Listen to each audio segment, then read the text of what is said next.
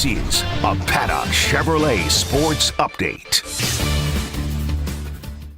The New York Jets have made their intentions known on what will come next with quarterback Aaron Rodgers. The team announced today that they have informed the 41-year-old that the team will be moving in a new direction. Rodgers has been with the Jets the past 2 seasons, but played just 18 games for the organization following a torn Achilles in Week 1 of the 2023 season. When Rodgers is eventually released by the Jets, the team will be eating $49 million in dead cap. For the Bills, our own Sal Capaccio is continuing his State of the Bill series over on our website, WGR550.com. And the latest position to get an in-depth look, it is the tight ends. And do stay tuned. Sal will join the show at 5 p.m. And then over in hockey, Game 2 of the Four Nations Faceoff is tonight at 8 p.m. over in Montreal. U.S. takes on Finland. Connor Hellebuck starting in net for America. UC Saros starting for Finland. All 4 teams are off tomorrow as they'll all play on Saturday. Canada, though, is going to be without defenseman Shea Theodore for the remainder of the tournament. He is expected as well to be week to week with an upper body injury. It's Paddock Chevrolet Sports Update. Paddock Chevrolet celebrating 90 years of business. I'm Zach Jones for WGR Sports Radio 550.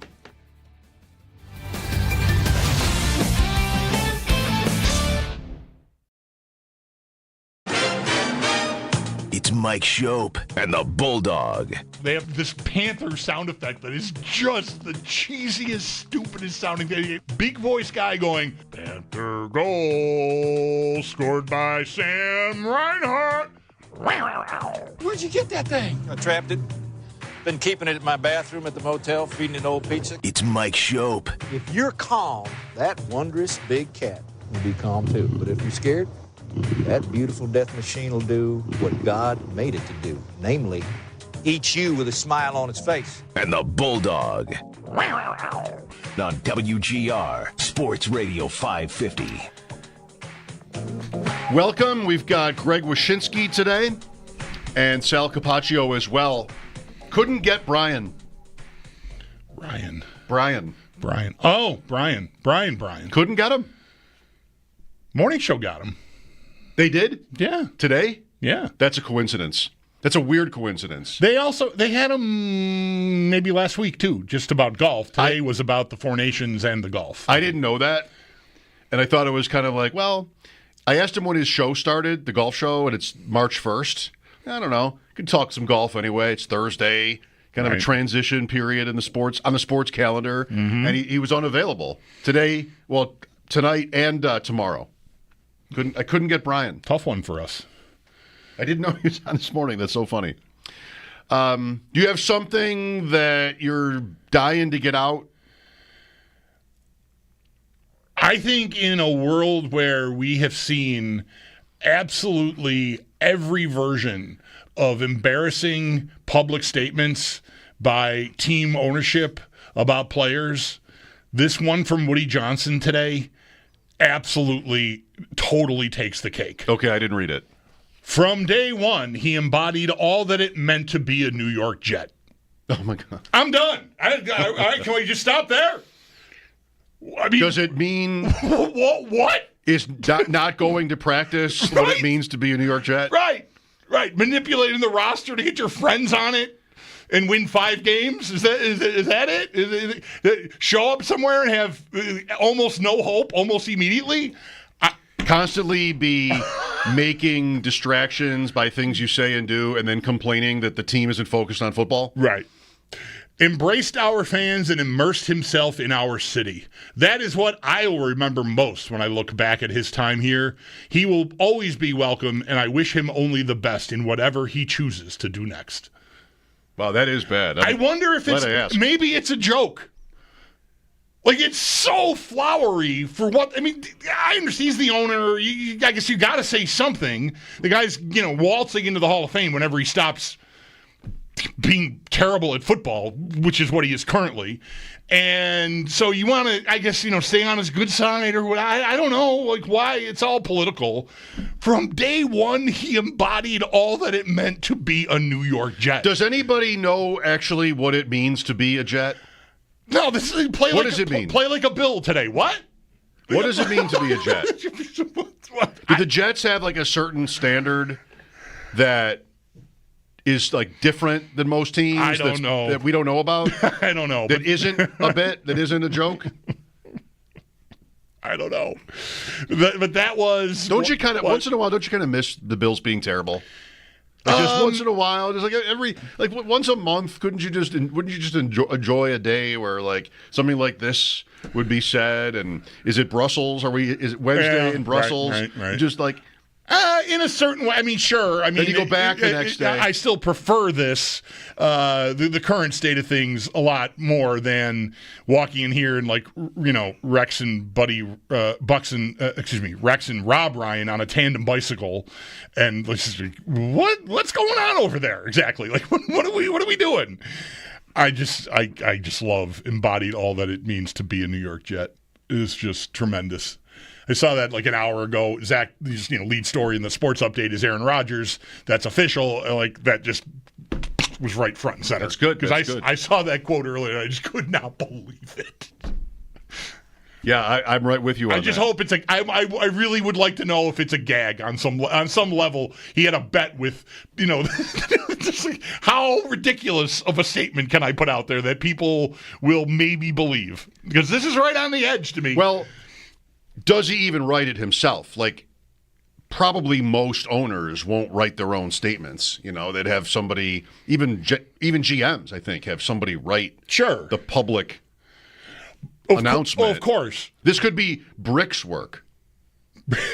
Brick Johnson, his son Brick. Yeah, I suppose. That could be maybe Brick's work. But I would assume if you're going to release something out to the world and your name is going to be on it, even if somebody else writes it for you, that you at least read it first and would have the opportunity to go, I don't want my name on that. I don't want to say that. I mean, is there some other way that we can say, thanks for coming and not have it seem like we think he was a jerk or that this was a disaster, but that leaves out the part about embodying all it meant to be a Jet. They won 5 games. Right. They won 5 games. Did that also... They won 5 games. They gave up assets to get him. They paid him $75 million and signed Lazard and Randall Cobb and I'm reading off Bill Barnwell's tweet here. Devontae Adams acquisition. Nate Hackett is offense. The whole thing has just been a flaming dumpster fire from almost the word go, and all that it meant to be a New York Jet. I guess it was a disaster. Maybe that's the joke. Yeah. Maybe Woody Johnson is making a joke, or whoever wrote this for him is making a joke. Doubtful, though. Yeah, probably. But in my mind, like, all it meant to be a Jet is to be a mess. And that was a mess. So yeah, you got it. You're the opposite of Joe Namath, but right now this is what we mean. We used to mean fur coats and Super Bowl trophies. That was only one time. It's a long time ago now, but now we mean this. He did finish 7th in AP Comeback Player of the Year voting, Rodgers. Well, we can't take that away from him. By having an Achilles tear and playing 17 games. Then, you're in contention for that award. You're in the running. Yep. Right behind Tim Patrick. That was a nice story this year. Who is the favorite to be their Week 1 starter? You said Cousins yesterday? Yeah. I don't think he's the I saw betting odds on this today. I actually opened it. Often I don't because I like to play. If you ever are inclined to ask me, I like to not know. And Cousins is not he's like 4th or 5th on the list. I don't remember now. Nor do I remember who. I think Russell Wilson might have had better odds than him. Actually, now what would you do? Justin Fields had better odds than him. So the 2 Steelers guys. What would I do? What should they do? So, as laughable as that is, it was a good move to move on from him. Oh, God, yeah. They had to do that. Yeah, I'm mad. So I wish they would have kept him. It's a step forward to break that off. Yes. So let's say you're thinking rationally and you want to be done with Aaron Rodgers. Nobody expects you to win next year. What do? And you can't draft one of the top 2 guys, probably. They pick 6th, I think. Maybe that's wrong. The Raiders might be 6th. They're right in that range there. They're not getting Cam Ward without a trade. And I think the only way to trade for Cam Ward or even Sanders is to get to 1. It sounds like you might have to get to 1 because Tennessee might not do it. And you jump over the Browns and the Giants and maybe can pick your quarterback that way if that's possible. It should be possible if Tennessee, isn't married to Abdul Carter or somebody else. Mm-hmm. He'd be the guy, right? So I think so, yes. It seems pretty unlikely the Jets would end up with one of those 2 rookies. What should they do? Well, their pick is definitely in the top 16 of the draft, right? Yes. Yes. Milroe is what they should do. That's what you would do? Week 1 starter? That's my dude. That is my dude, Jalen Milroe from Alabama.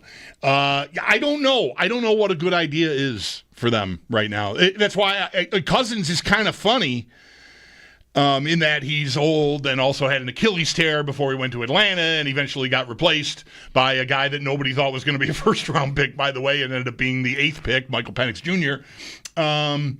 So, Cousins, as much as I'm sort of kidding when I say it, I don't think it's a terrible idea. As a placeholder, somebody's going to have to play.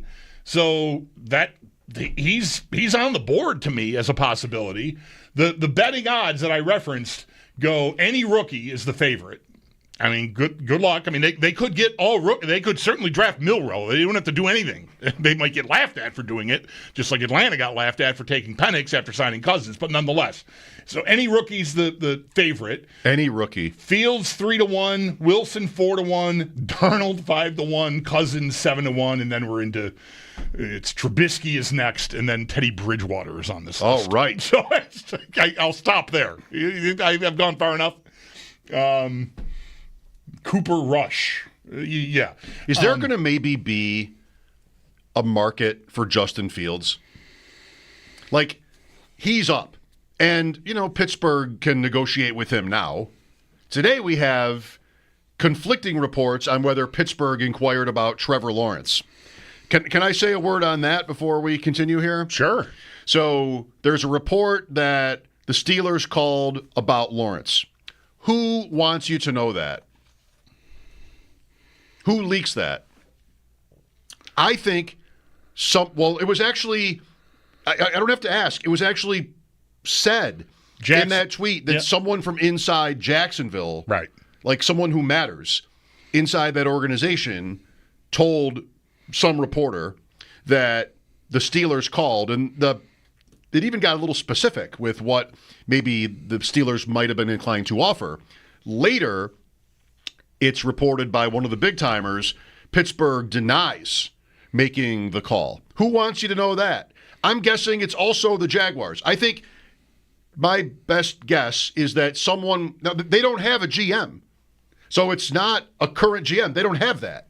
Someone within Jacksonville wants the public to know that they got a call on Lawrence.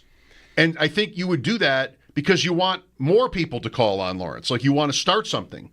And then later in the day, someone else with the Jaguars, I would think, maybe the owner's son, who are the people involved? Someone else with the Jaguars wants you to know that didn't happen, that Pittsburgh did not actually make that phone call. Because they want, now Lawrence is in the news out of nowhere. Mm-hmm. And no, we don't want that either. We don't want people speculating that we're trying to unload him. Yeah. So that because they're very jet-like as an organization, Jacksonville, that's the kind of dysfunction I would expect. Yeah. Where somebody is saying, and I feel like it's probably true, that because what's so bad about it? What's so bad about finding out?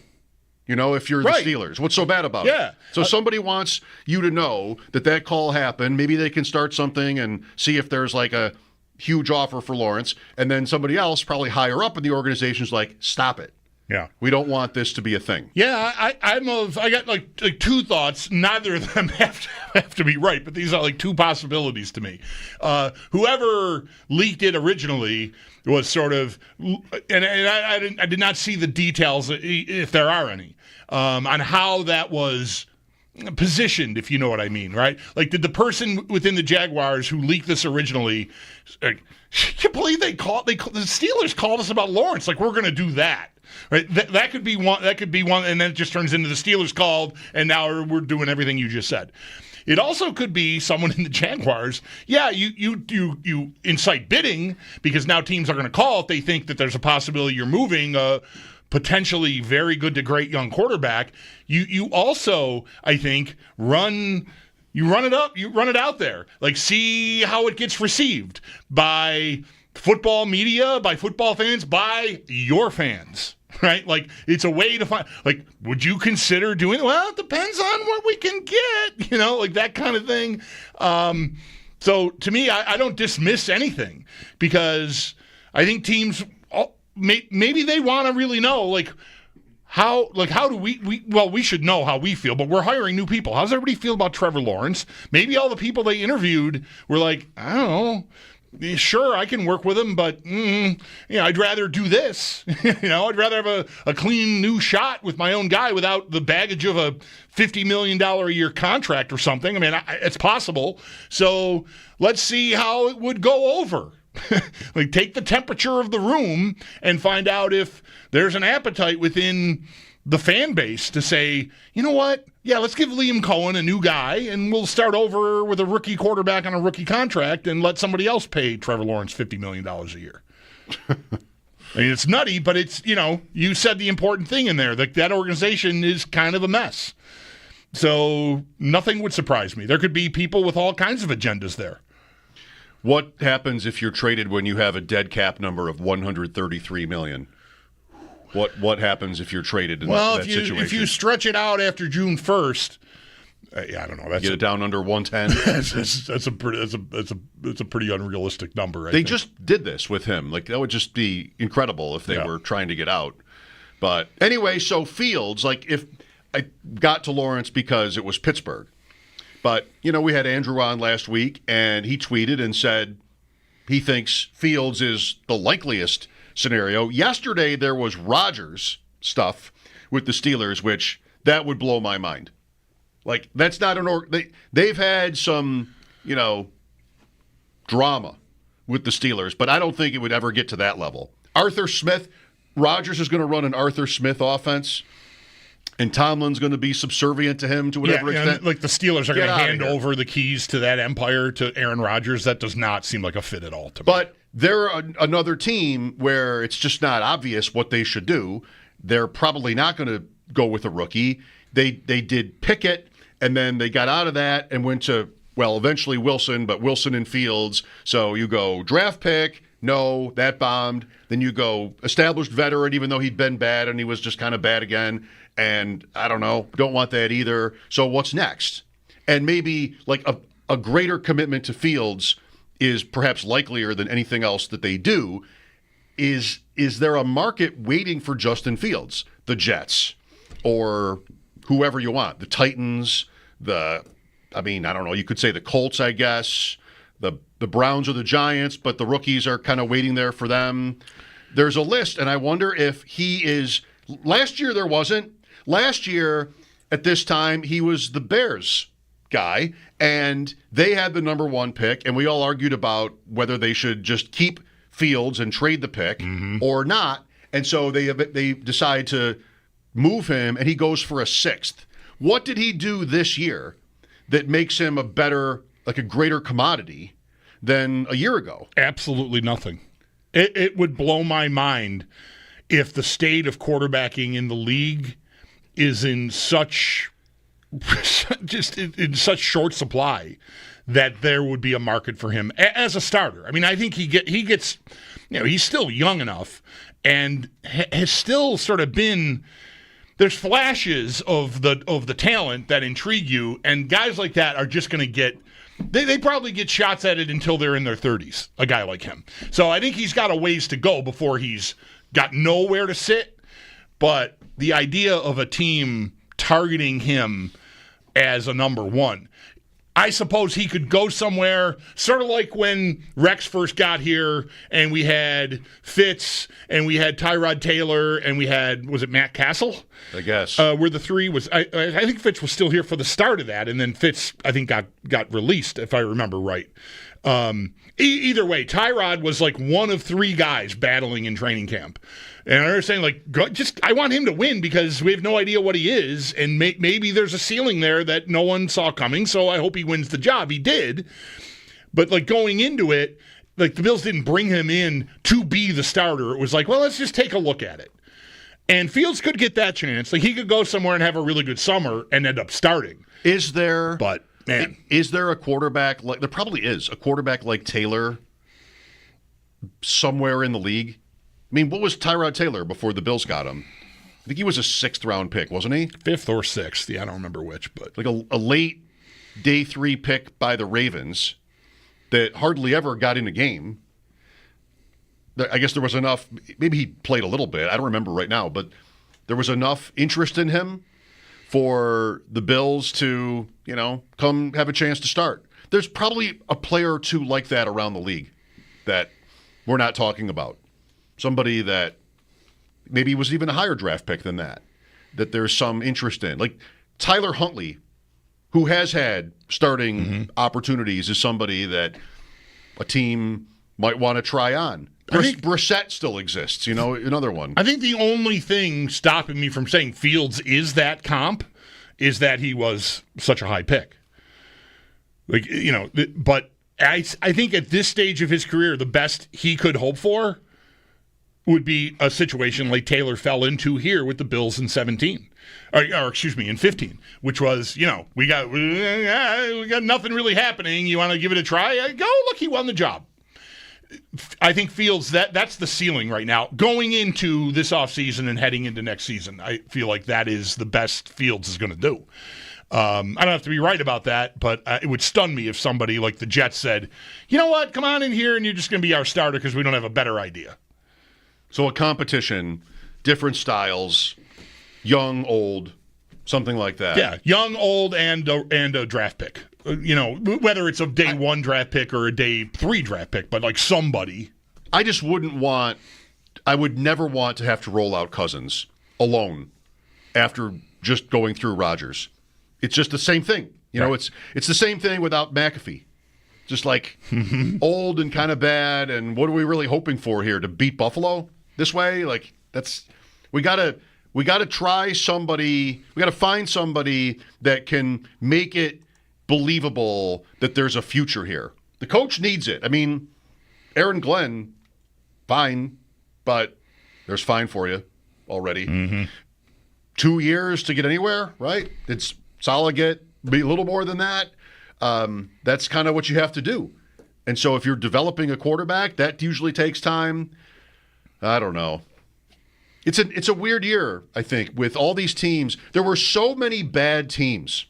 I was reading Rotopat today, Patrick Doherty at NBC, who went team by team. So like what happened this year and what's ahead. And he's an excellent writer. I ended up getting through the whole thing, but like I felt like a half an hour into it, I was still on terrible teams. Like there were so many this year that, you see it, 13 losses, 14 losses. There were a lot of bad teams.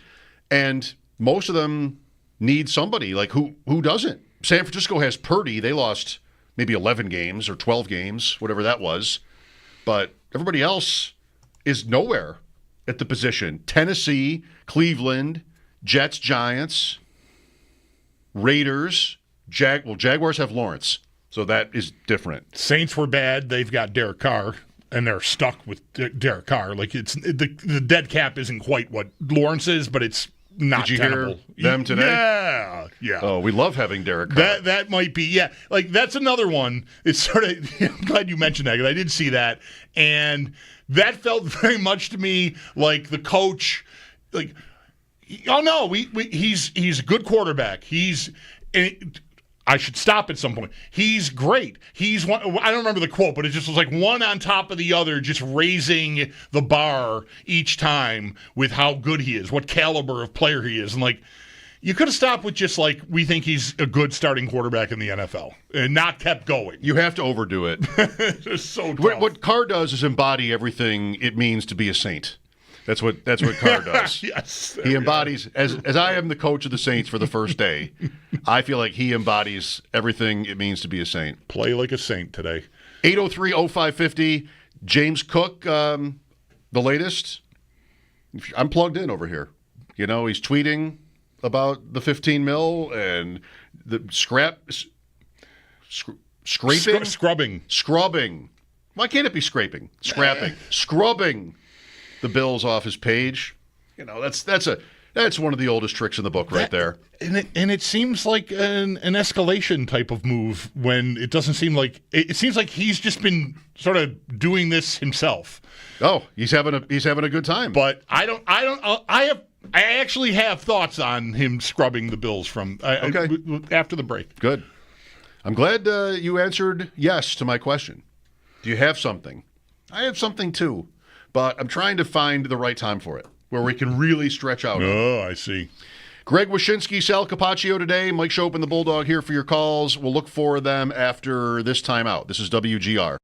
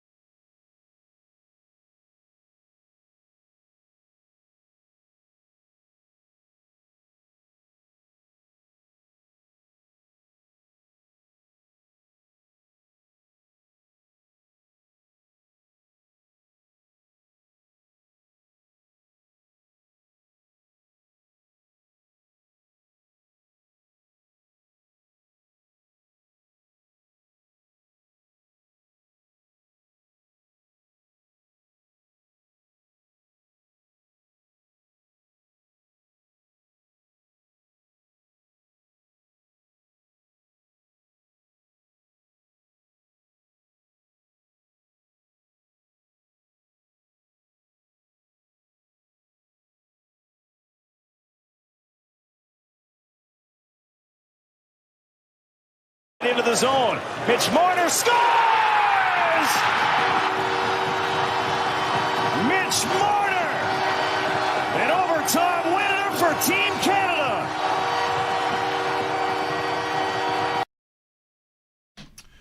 How do they play overtime? 3-on-3 for 10 minutes.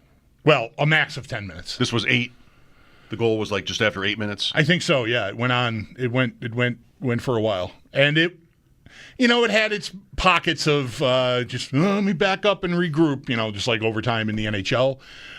But holy cow, there was some incredible playing within there. Nathan McKinnon for I think one shift was like, I don't know, Kobe Bryant bringing the ball over the timeline. Like just, all right, I'm coming. I'm coming one-on-one. It was tremendous. He had, I think, 3 shots in a row on one shift that were like that, like one-on-one with a defenseman, and the goalie made the saves. It was tremendous. What did I say yesterday? 5 or a 6. I expect to be 7 or 8 by the weekend, like on a 1 to 10. Man, I sat down. I watched like an hour worth of pregame coverage.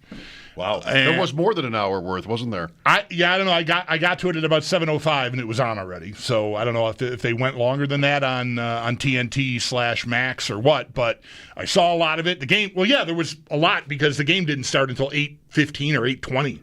So at some point it was like 7:25 and the little countdown clock said like 58 minutes to go before faceoff. Anyway, so yeah, it was a long time. But the anthem and the introductions and Mario Lemieux and like by the time they dropped the puck, I was at a 10. Like I was like, I hope this is good. And the start was amazing.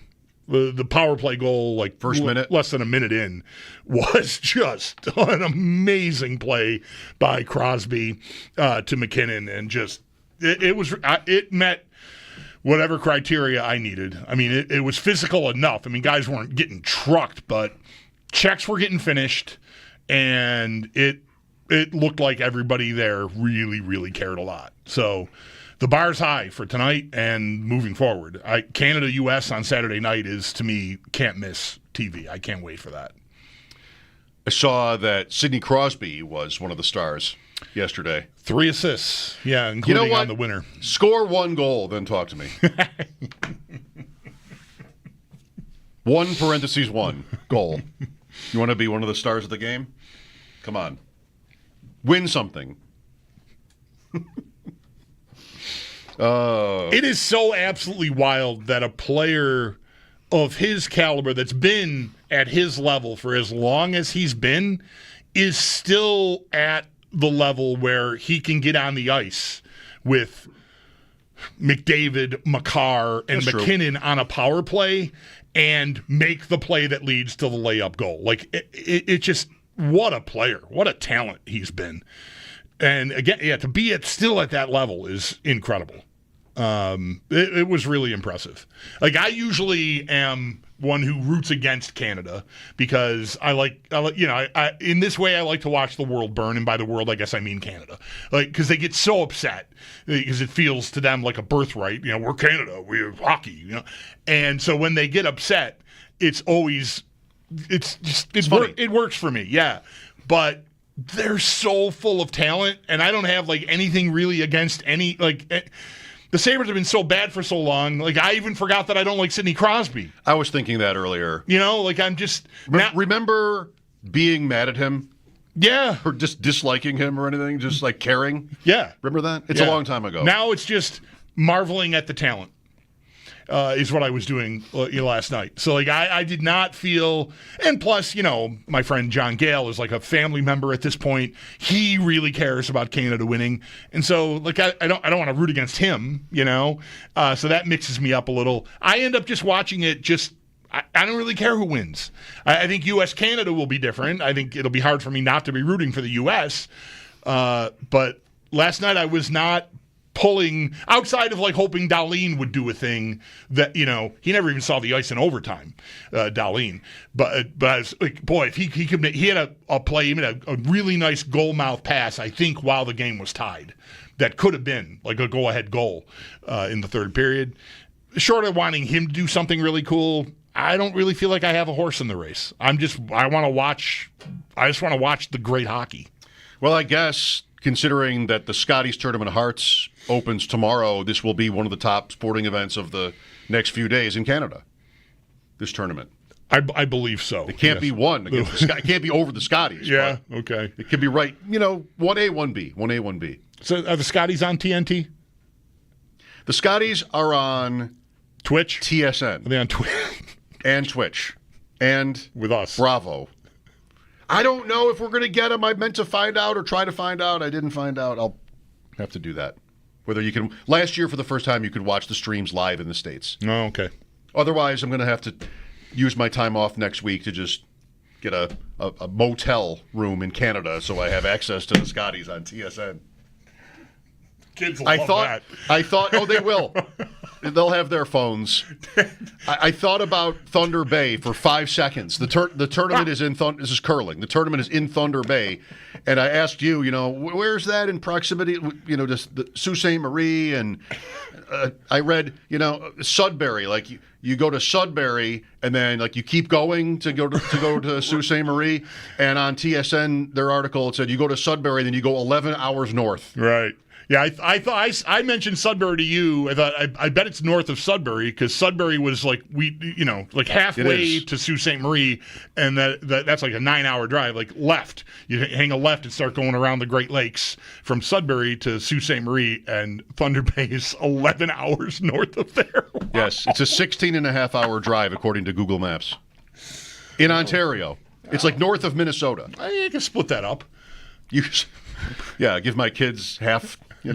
Let them take a couple of turns. It can't be that much traffic, on a drive like that. Right. Shouldn't be too precarious.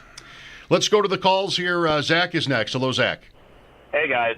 I was thinking about Cook here and the contract, and a thought in my mind here isn't so much about his value as a player or, the cost it would make to the team, but I was wondering, what would be the implications if they were to make him the second highest paid running back in the league? And what I mean by that is I don't want them to think that they need to run the ball any more than they currently do, because I also feel like, or as successful as they have been in running the ball, I don't need them, again, to do it more often. Right. And I don't know if philosophically the front office is of the mindset, if we're paying somebody top dollar that they have to get the ball. I understand it's not wide receiver money necessarily, but still, I do worry a little bit about that if they were to go for that $15 million contract, I wouldn't expect them. I think they've already sort of raised the stakes with Cook in the running game, this year, end of last year and this year. I wouldn't expect that to go higher. And that really depends on how teams are playing them and injuries and all of that. If your line is different, I wouldn't read it as a greater commitment to him. I would read it as a continuing commitment to him on the same level that worked great and won them a trip to the AFC Championship. I mean, the caller probably knows I'm like-minded about run versus pass, but I don't think it's like sort of a new level of that. What I think is interesting to sort of just turn over and talk about within all of this that seems like maybe it'll be a talking point until it gets resolved, and who knows when it will be resolved.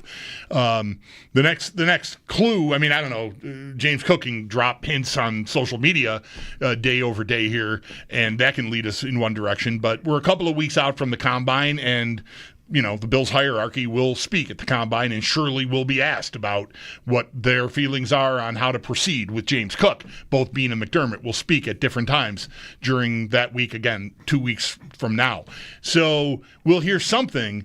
I think a big point already I'm seeing referenced frequently is how often he plays, period. Forget about how much the Bills run the ball. I don't expect that to change. And like you said, opponent to opponent, maybe they'll feel like they need to run it even more than they did last year at times. And that's fine. You just keep getting your 30 points. I'm not going to worry about how you move the ball.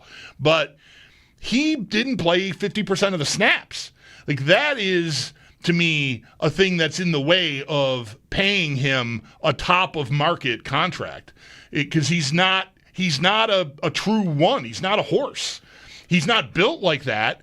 And so if you pay him like that and then intend therefore to use him like that, I think you're heading perhaps in a risky direction because I'm not sure how he'd hold up, how effective he'll be even if he's healthy enough to play, and whether or not he'd actually be healthy enough to play as much as he has. He missed one game with I think a toe injury this year, and one game his rookie year. In between, he played them all, the 23 season. So he's been available, but he also is playing in a part-time role. He's the number one running back by usage, but he's not on the field 70% of the time or anything. You're right. It was 48. So that, I mean, I would just really struggle with making that kind of financial commitment to someone who I'm not even using that way. You know, we spent a lot of time on this yesterday, as you know. You would never pay him $15 million a year. You would just never do that. Interesting to talk to Mike Giannitti yesterday from Spot Track about 3-4-year deals that get you into the $10 million a year ballpark that he argued could be what the Bills would want. What do they want? They want James Cook on their team and happy for probably another 3 years. Maybe after 3 years they would think, then we might be in a little bit of trouble. But they don't overuse him, like you said. Like I would think the money will be the money, but what would the Bills want from this? They'd want Cook locked in for 2 or 3 more years, if not 4. And then how do you go about that? And I feel like there almost definitely will be, like what Mike was saying, a fit for what the Bills. I mean, the Bills are not going to be just like, I think, no, forget it, get out of here. We don't need you. After what's happened the last couple of years. I'd be shocked if they were thinking that way. For all that gets said about replaceability at running back, I'd be shocked if they didn't value him. But he's having his fun right now with the $15 million. He's not going to get it. He'll get a nice contract, you know, probably better than the 16th leading rusher in the league, which is what he was this year in yards, you know, and everybody will be happy. If he's really dug in, which is kind of how he's trying to apparently make us think he is right now, then that's something else. Right. But it's a lot of talk. There's a lot of talk always, you know, from players who are ready for their next deal every year. You mentioned Mike Giannitti. He had this morning, I came across a breakdown on what a 3-year, $45 million contract for him could look like that is team-friendly for 2 years, which is, you know, a lot of running backs have ended up in this same place. Like you're going to get to have the news conference, and your agent's going to get to say, and all of, you know, Ian Rappaport and everybody's going to say, 3 years, $45 million, $15 million AAV. But in reality, it's more like a 3-year or 2-year, $22 million contract because you can walk away from it before you get to the last year of that extension that Mike posted had like a $17 million salary that like no way in hell would anyone ever expect to see. If you the minute you sign it, you're like, okay, well that's not going to happen. But it gets you the billboard if that's what you want. So I don't know if that's realistic, how realistic it is at all. What I wanted to say, by the way, before we go to another break here, about him scrubbing the social media stuff, I feel like that is something guys do when it's like time to go to the mattresses, when they're locked in with the team and they already know they're not getting what they want. And I don't know, like it feels like a premature move unless he already knows that they're going, yeah, no, no. Well, when would they have first been able to even talk to him about it? I mean, in an official way. Monday? Yeah, I don't know how that works. I mean, the agent could have talked to him about it in December, I suppose. You know, the Bills before the season's over. You're allowed to do that. I think the agent can talk to the team about what their plans are, what they have in mind. I think I don't think there's anything illegal about that. I don't think you could have signed him to a new contract until this year was over, because the way the rules work, year 3's got to be done. But I'm wondering if he already has an inkling, like if this is all happening publicly on his end, because he already has reason to think they're not going to get near enough what he thinks he wants. Man, that I would think that almost has to be premature. Like the Bills, of course, have had meetings and plans for every day. You know, all the time you would have these thoughts and these conversations, but for it to be thought that they're just way far away on like the first week of the official offseason, that would surprise me. Mike Schopp and the Bulldog here, 803-0550. This is WGR.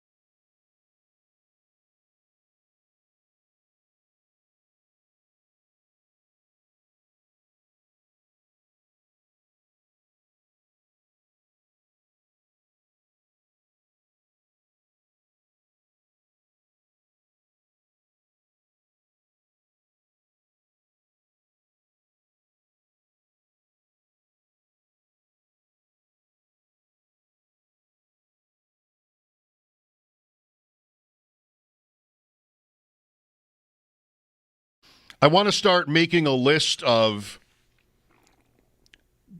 good ideas as far as we're concerned for pick 30. And then maybe we could get to 30 names and have it be the 30 for 30. What do you think? That works. Yesterday we had a couple. Chris Trapasso came on, the safety you like. Yeah, Emin Worry. Luther Burden. Maybe he gets to 30, wide receiver. Missouri. Yep. Todd McShay on his show said he thinks 2 tight ends will go in the top 15. The Bills probably would not be in the tight end market. I would guess maybe not at all in the draft, certainly not in round 1. Tyler Warren and Colston Loveland. Warren is Penn State. I think Loveland is Michigan. So 2 in the top 15. Sounds pretty good. Greg Wyshynski coming up at the top of the hour. Here's Charles with us. Hi, Charles. Hi, guys. How you doing? Great, thank you. Good. I know it's probably been touched on, but I just wanted to say, obviously, Delvin Cook, I believe he's got a lot to say to his younger brother. Just kind of the way that he is faded out of the league. I know he has carried the ball maybe double or times that James has in the time of his career. Mm-hmm. But I'm thinking Delvin's probably telling him, "Hey, little bro, get your money now. Get it while you can." I will hang up and listen. Thanks, gentlemen. I would absolutely expect if someone to be telling James Cook that, even if his brother hadn't been through it, but his brother having firsthand knowledge of how it works, or at least how it worked for him. Yeah, sure. I would expect that. You're talking to people around you, but I think anybody, especially at that position, regardless of the family history, his agent would be telling we got to get what we can now. Like, this is your time. Like, I don't think that's at all out of line. Like, I understand where Cook is coming from. I don't think it's realistic that the Bills are going to meet that money here, but I feel horrible for running backs. They play a very high collision, high injury, short career span position. And they've had a very tough time getting, the contract acceleration that many other positions in the sport have gotten, because it looks like it has proven to be a replaceable position. I can find someone to do this for a few $1,000,000. Why should I pay 10, 12, 15 for it? The Dalvin Cook point, it has been mentioned, and I expect to hear it a lot. I'm not sure really what it means, whether it's his brother or his agent or anybody else in his world that would make this point to him, one that he might already know and understand himself. If the best I could do to guess at like why it might matter is if he becomes like really entrenched in the idea that he should get it. I mean, Dalvin Cook went to Pro Bowls, I guess maybe James Cook has too. So there's that comparison, but it also happened where he got his big contract. We didn't know as much. I'm not even sure that's right about running backs and replaceability, because when that happened, I remember just thinking that was ridiculous. He got like 5 for 63 or something from Minnesota after he'd established himself in the league. So I don't doubt it's logical. It's a logical assumption to think that James Cook would be getting that advice. He's already there, apparently, by his social media. If I'm the Bills, I really don't care who's advising him. But if he, again, this is going to be the tipping point, is like, no, I'm not playing for less, then the Bills have a problem. Greg Wyshynski from ESPN. It's USA and Finland in the Four Nations Faceoff tonight. We'll talk to Greg about that. Last night's game. Tonight's game is on ESPN, where he works. And the NHL season coming up. Mike Schopp and the Bulldog here, WGR.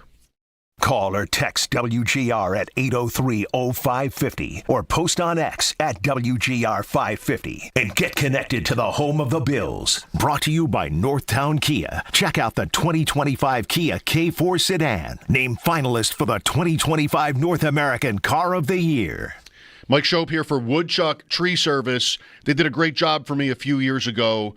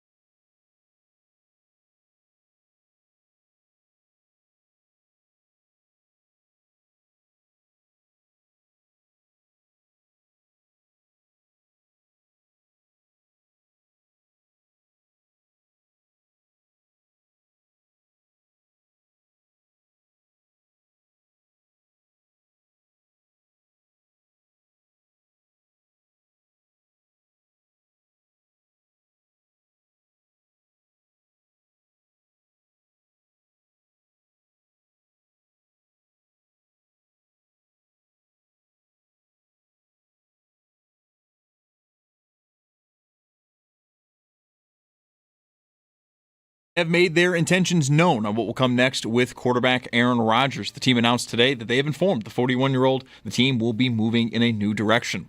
Rodgers has been with the Jets the past 2 seasons, but played in just 18 games for the organization following a torn Achilles in Week 1 of the 2023 season. And for the Jets, when Rodgers is released, they will be eating $49 million in dead cap. For the Bills, Ryan O'Halloran of the Buffalo News was first to report the Bills are moving on from longtime strength and conditioning coach Eric Ciano. Ciano's been with the Bills in that role since 2013, and our own Sal Capaccio is continuing his State of the Bills series over on our website, WGR550.com. The latest position to get the spotlight is the tight ends. Stay tuned, Sal will join the show at 5 p.m. And then in the world of hockey, Game 2 of the Four Nations Faceoff tonight at 8 p.m. in Montreal. The United States takes on Finland. Connor Hellebuck starting in net for America. UC Saros starting for Finland. All 4 teams are off tomorrow. They'll all be playing on Saturday. Canada, though, is going to be without defenseman Shea Theodore for the remainder of the tournament. And Theodore is expected to be week to week now with an upper body injury. Tonight's game is on ESPN. That's your Paddock Chevrolet Sports Update. Paddock Chevrolet celebrating 90 years of business. I'm Zach Jones for WGR Sports Radio 550.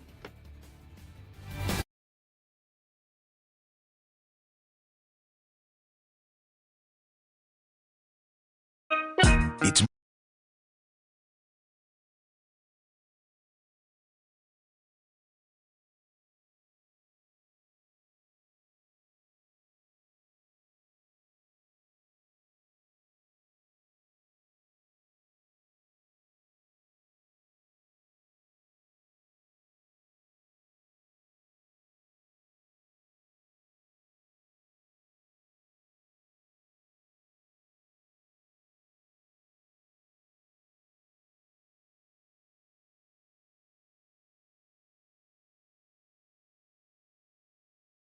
Wyshynski, not for a long time in my career, but as a former writer, it's Four Nations Faceoff. Faceoff is hyphenated with a capital O, and it's the number 4. Is what it is. I don't know. I would have labeled this differently, but with Greg, he's going to be right. It's going to be Four Nations Faceoff, the capital O, the whole thing. Greg Wyshynski joining us on a game day, USA and Finland tonight at 8 on ESPN. It's been a while. Thanks, Greg. My pleasure. Well, they didn't go through copious amounts of trademark litigation to secure Four Nations Face-Off to just have us call it whatever. I mean, let's just be happy they didn't try to call it the Four Nations Yeti, because then they'd be in the same pickle as Utah. That's right. That could have been bad. Yeah. I mean, I wouldn't have gone with the number 4. For you learn if it's single digits, it's the word. But I'm not in marketing. Right, that the lettering FOUR might have looked awkward on on the signage. I don't know. There's probably a day spa somewhere called Four Nations Face Off, and they had to do all this stuff to make sure that they could use the name, and that's how we ended up with the numeral. But you're essentially right. Like when you start a headline, you don't start it with the numeral. You start it with the word. Right. And so as journalists hardwired into copy editor lingo and such, it does come off as a little awkward. Yes, a headline or even a sentence. That's right. So, Greg, late in our show yesterday, Mike asked me, excitement level for tonight. And I said, the tournament overall, I'm probably like at a 7 or an 8. But tonight, I just feel like a 5 or a 6 because maybe it'll be like, it'll take a little while to get it up and going and get the juices flowing and that kind of thing. Then I watched a bunch of pregame and all the ceremonies and Mario and the anthem and everything, and I was at a 10. I was twitching. I was so excited by the time they dropped the puck, and it totally lived up to it, in my opinion. How did you feel going in, and how did last night deliver for you? I was curious, like everyone else, to see what the level of play was going to be. I knew that it'd be physical. I knew that it wouldn't be the all-star game, and I was curious to see what it all was going to add up to. Was how physical was it going to be? Are these guys going to push it to 100 miles an hour when they play? And I was pleasantly surprised that it was. I mean, if you squint hard enough, it kind of looked like an Olympic tournament game with the way that guys are playing and hitting and competing. The thing that I like about this tournament is it brings back some old All-Star Game memories for me. Like Mario was there last night, like you said, and the joy of the All-Star Game used to be, for the first time maybe in your life, seeing Mario and like Gretzky on the same team or some such. Like those moments. And I feel like because we haven't seen this generation of players play best on best, there is a novelty to seeing McDavid and McKinnon on the same power play. There is a novelty tonight in seeing Austin Matthews and Jack Hughes on the same line. Like, there's a certain amount of freshness to this that you don't get from a half-speed, nobody cares All-Star game. That's going to just lead to some of the excitement about the tournament. McDavid and McKinnon, and McDavid and Crosby. And, yeah. I mean, Crosby would have been, like, maybe, would you say, the headline, the lead story from last night's game? Yeah, I think so. I mean, 3 primary assists, including the game winner from Marner, where he basically just feeds a pass blindly behind him like 100 feet, and then Marner comes up the ice and scores the goal. That's part of it. I think the other headline is obviously that we already have our first major injury in the tournament. It was mentioned, I know before I hopped on, that Shea Theodore is now week to week for the Vegas Golden Knights. Everyone's making the same joke, which is, boy, Vegas is probably happy about that. They could throw him on long-term injured reserve and use his cap space at the trade deadline. But it's still an injury, right? And that's the thing that everyone's hoping doesn't happen in this tournament. And then the other thing, too, I mean, if you're looking at it from a tactical standpoint, then, the U.S. is Finland tonight. That's never an easy game, but everybody's anticipating what this USA-Canada game on Saturday night is going to look like. And do the Canadians come away more confident in Jordan Binnington being the solution in goal or less confident? He gave up some questionable ones last night, but he was there when they needed him. And that might be the thing that pushes him into that big game on Saturday, because that's obviously the Achilles heel for this Canadian team is their goaltending, especially versus what the U.S. can throw out there. Yeah, I thought he looked really gettable almost all night, Greg. And then overtime, he made some tremendous saves in OT. But even on plays that didn't result in goals, like just sliding over to his posts, he just looked really wound up to me. I would say. I mean, just you like a guy to look calm back there, and a couple of times going post to post, he almost knocked his own net off, I thought. Yeah, and he was flopping around like the fish at the end of the Faith No More video on that goal that they scored to tie the game in the third period. So like that's the epitome of Binnington. Like there are times when he looks like a very pedestrian B grade goaltender, and then there are times when he just looks like he should win the Vezina, and he had both those moments last night. The other thing about that game last night too, obviously, is the power play. My God, we all thought that McKinnon, Crosby, McDavid, Reinhart, Makar on the same power play was going to be magic, but for them to score as quickly as they did and as effortlessly as they did was just phenomenal. I mean, it was one of the most beautiful power play goals I've ever seen. And then, quite hilariously, maybe in an effort to keep Sweden in this thing, Canada doesn't get another power play the rest of the game. I mean, it's pretty fun. Like the refs know. Well, the refs know it's like 3-1, and you're trying to keep Sweden in this thing, keep the viewers interested, and they're like, we're not calling hooking. Like this game will be 4-1 before you could blink, and so it was pretty funny to see Canada only get one power play last night. That's Mahomes for you. I was grateful it worked out that way. Good one. Wow, I trampled all over that, That's and I'm Mahomes sorry. For you. I needed to give it some air. That's Houston for you, Bulldog. Yeah. Well, we talked a little bit about this already earlier in our show today, Greg. The fact that Crosby has been at the level he's been at really since the minute he showed up and was living in Mario's basement as a rookie, and is all these years into his career and still is on the ice with the best guys in the league currently, really is a testament to him. The fact that McKinnon is playing wing on his line and it's not the other way around. Like you get a guy at this stage of his career, you're like, yeah, I'm glad they still want me around. I'll play wherever, and not only he's the captain and McKinnon's like, fine, I'll play the wing. I just want to play with Sid. Man, I've always known, and we've always known, it was obvious, he was a generationally superstar player. I'm marveling at him in a way I haven't before right now.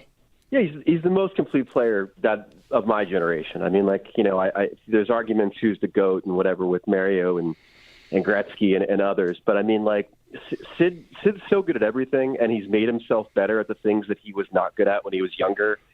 He matured away from being the guy that used to whine to the refs all the time, and he's got this level of compete in him that's just unmatched. I mean, already this morning, like him and McKinnon were the first ones on the ice this morning at practice after being the last ones to do media last night. I mean, it's just that mentality.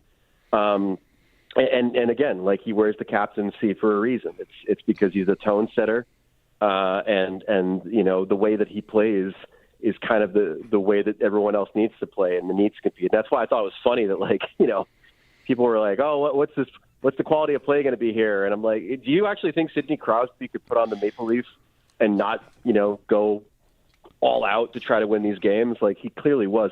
I do think it's funny, though. Like, there's always this talk about McKinnon and Crosby ending up together in Colorado. And I think the thing that people miss is that wherever Sidney Crosby goes after Pittsburgh, if he does leave Pittsburgh, it then becomes Sid's team. Like people are always like, oh, that's great. Like, McKinnon will have someone to play behind him. I'm like, no, sir. Sidney Crosby will be the first-line center. And then McKinnon can decide whether he'll play behind Sid or play on Sid's wing. And maybe we got a preview of that at some point last night with the way that line went. How realistic a possibility do you think that is sitting here right now today? I don't think that Sid leaves Pittsburgh as long as Malkin's there. That's the one thing I know. I think that Sid and him are tight as anything. I think, the reason that he fought to re-sign Malkin and have him be there, I think as long as Gino's on the Penguins, Sid will be on the Penguins.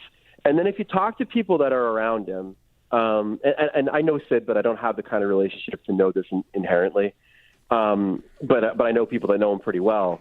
I think if he ever left Pittsburgh, there's probably only one place he goes, and that's Montreal. Like, everyone kind of says the same thing. That might be echo chamber stuff, I don't know. But everyone you talk to is like, if he's not a Penguin, where do you think he goes? And it's not Denver, and it's not LA, and it's not the Rangers. It's Montreal. And you saw it before the game last night and during the game last night, the absolute adoration of that crowd towards Crosby. You could feel it, and I'm sure he felt it too. And so that's kind of how I've always seen it playing out. I still think if I were a betting man, I'd say he probably retires a Penguin. But if he ever left, I think it would just be from Montreal. You say, like, if he goes to another team, it becomes his team. Would you think that would go better than, like, with Aaron Rodgers? You think? Oh, yeah. Sorry. I do think that. That's why I started with the compliment. I thought maybe I was all set for the day. I do. I imagine that when Sid goes to another team, like, he won't be one hit away from missing the season. So that's probably good. He'll still be in pretty good shape. You didn't mention Buffalo as a possibility either, by the way. Well, I didn't. I also think that when Sid goes to another team, it won't be because Mike Sullivan, the Penguins coach, won't allow him on the Pat McAfee show. I think that'll probably be another thing that won't happen either. Right. From day one, he embodied all it meant to be a New York Jet, Greg, from Woody Johnson today. I mean, in a world of flowery BS quotes from ownership or managers to players, I mean, that takes the cake. I think it's a joke. I think he had a bet with someone. I can't even believe he said that. That's completely accurate. And I'll say this as a Jets fan. Let's see. He was physically broken. He was mentally addled. He killed his coach. And he played his best football after the team had been eliminated. If that's not the epitome of a New York Jet. There it is. Right. All right. Sidebar over. The U.S. team, Greg, they go tonight against Finland. I think, some circles, the betting favorite. I mean, on paper, they in Canada obviously look stacked. Nothing against Sweden and Finland. But Finland's in tough with these defenseman injuries they've suffered, in advance of the tournament. How stacked, how excited should we be for this U.S. team getting on the ice tonight? Very much. I'm excited to see what they look like. If they somehow don't pull 3 points out of this game, then that's trouble because Finland is not good. And Finland is thin already up front. As you mentioned, the defense injuries. It's not just injuries. Miro Heiskanen, their number one D-man, is not playing in this tournament. They're missing 2 other guys, including Ristolainen. There's nobody on the blue line right now that plays top pairing minutes in the league. For them. So the U.S. should be able to kind of do what they want in the offensive zone. And so I'm curious to see, one, how the scoring lines click chemistry-wise. We've got Gensel, Matthews, and Hughes. We've got Eichel up with Matthew Tkachuk and Kyle Connor. And more importantly, I'm interested to see what the bottom 6 does in their roles. That's going to be the thing that determines whether we beat Canada or lose to Canada, is the ability of your Dylan Larkins, your Brady Kachucks, your guys like that to understand what their roles on this team are, because they're usually, top-line guys on their own teams. And if they can figure that out and play those roles effectively, say against Finland's top players like Barkov and Rantanen and Aho, then we've got something cooking. So I want to see some proof of concept tonight, along with a regulation win to grab those 3 points. Is it the least bit controversial, Greg, that Tage Thompson isn't on the team? It's controversial in the sense that they made a philosophical choice to have Chris Kreider, Brock Nelson, Vincent Trocheck on this roster because they wanted a certain type of player, a veteran, quote-unquote, 200-foot player, rather than having guys on the roster that maybe aren't known as those types of players, and they weren't willing to see if they could beat them, if that makes sense. Like Cole Caulfield is not known for his defense, and Tage is not known for his defense, and neither is Clayton Keller. Yet all 3 of those guys are some of the best hockey players in the world, and certainly could be impactful players for them in 2026. But instead, they kind of went with guys that they could count on, guys that are more known quantities in those roles. And I don't know if that's tipping their hand to what they're going to do in Italy in the Olympics or not. But it certainly will be a philosophy that'll carry over if they have success in this tournament. And if they don't, I mean, that's good news for Tage Thompson, because it means that he'll probably have a harder look for the Olympic team. I like that point. I think it makes sense. I mean, as someone in Buffalo that doesn't have a lot to root for hockey-wise because of the state of our team, which hopefully we'll get to here in a minute. Well, maybe we won't save him that much time. It would have been nice to see Thompson in this tournament, but you just said it a minute ago, like the guys in the bottom 6 adapting to those roles, like Larkin's going to be killing penalties. I mean, Thompson does some of that here, but right. I think there'd be bigger questions about a guy like him or Caulfield finding their way to a role that might be more checking intensive. And that's what they'd have to do, because who are you taking out of the top 6? Right. You're not Kachuk, it needs to be up there. Like Kyle Connor is kind of like the version 1.0 of Cole Caulfield, of the offensive guy that's not exactly stout defensively. Like Tage, due respect to Tage, but he's not replacing Jack Hughes. He's probably not replacing Jake Gensel or Eichel or Matthews. So it becomes a situation where he'd have to play down the lineup and then be asked to do things that probably don't speak to his strengths as a player. I don't think we've spoken this NHL season. Maybe you and Bulldog have, but here with the Sabres, again, there's just not a lot to say. I mean, it's Lindy Ruff comes in. I remember talking to you about that after he was let go in Jersey. We've all had a lot to say about Ruff, but it has not worked. And they're, again, here mid-season, pretty much dead. How surprising is it? Detroit, Ottawa, have made that step this year so far. The Sabres have not. Yeah, I mean, the surprising thing for me is that he wasn't really able, and some of this is goaltending, but he wasn't really able to make them better defensively. Like I thought that he was going to be able to unlock something offensively, and they're above average offensively this year in goals per game. I mean, they're like just outside the top 10. But I mean, they've been a mess defensively, and there's no cohesion. And the other problem is that I don't think there's really any vision for this team. There's something like, if you ask me what the Buffalo Sabres are, I couldn't really tell you in 3 sentences what they're supposed to be. You know what I mean? And so that's kind of frustrating. And so you come to a crossroads here as a franchise, which is, you start to think about like the whispers of the Elias Pettersson deal, right? And the foundation for that deal is, we take some of our young players that haven't actualized in the way that we think that they should, and we package them together, and we get ourselves a guy in his mid-20s who we know is good. And so, Kevin Adams or whomever needs to start really kind of seriously considering those types of moves, because, if you're waiting on all these players to ripen here, they might not, but there's other franchises that still would want them.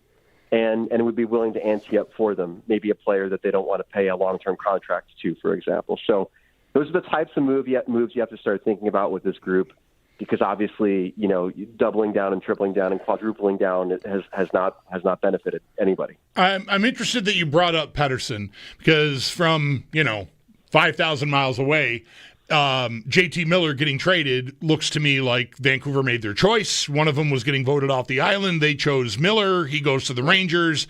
So move forward with Pettersson. But does that have to be right? Like, could they still feel like they're in trouble with Pettersson and want to make a move? I mean, they're outside looking in right now, not like in the state the Sabres are in, but they're not in a playoff spot right now.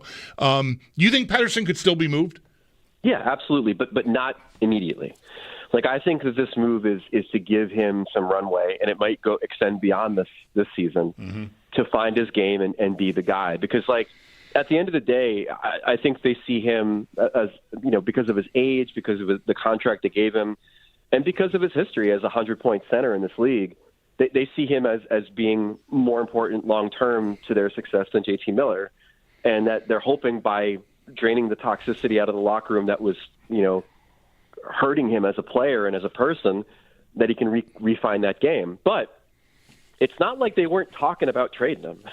Right. Like, I know for a fact that they went down the road pretty far with Carolina insofar as what are we going to give up for Pettersson and Natchez, who ended up in the Rantanen trade, was a centerpiece of that negotiation. So it's not as if they weren't thinking about it. And I think once you're thinking about it, it's hard to get that out of your head. And so if he doesn't bounce back and for the rest of the season they miss the playoffs maybe, and maybe they run it back with him next year, or maybe they don't. But I don't think that trading JT Miller guarantees that Pettersson's going to remain a star. Greg, will we see you tonight on the coverage? No. I'm writer boy tonight, but on Saturday after the USA-Canada game, me and Arda Okal are hosting the official post-game show after that game. It's going to be it's like digital. It's on YouTube and our Facebook page, but like it's the spot to go for post-game interviews and fan reaction and everything after what should be a very intriguing night on the ice and off the ice between the Canadians and the Americans on Saturday night. So that'll be right after the game ends. You can find us on the NHL and ESPN YouTube page. Thanks again for joining us on a game day here. You never talk to the starting pitcher, Bulldog, on a game day. You never talk to the goalie on a game day. But Greg found time for us, which we love. Yeah, the bat boy always speaks. So here I am. Thank you, Greg. Anytime. Enjoy the tournament. Greg Wyshynski of ESPN for Nations Faceoff. Second game tonight, USA, Finland at 8 on ESPN. Sal will join us at 5. A couple of things to check in with Sal about. A report that the Bills are firing or have fired their strength and conditioning coach. Again, the Bills are not the one making these announcements when they're making staff changes, or will they do that all at once when they're done? I don't know. Like, this was annoying to me last year, too. I think that's what ends. Sal can probably fill us in for sure on that, but I think that's what happens. Like, the stuff gets out, they don't say anything until they have a whole, like, here's who we've hired. Yeah, that's right. They announce the hirings is what they do. Right. All right, keeping it positive. Also, Sal has another chapter in his State of the Team by Position essays at WGR550.com talking about tight ends. Quarterback, running back, wide receiver. That's where he's been so far in his series, and we've certainly had a lot to say about a couple of those positions ourselves. James Cook, wide receivers, always on the table here. 803-0550 if you want to join us. We'll look for your calls after the update. Mike Schopp and the Bulldog here, WGR. Never miss it.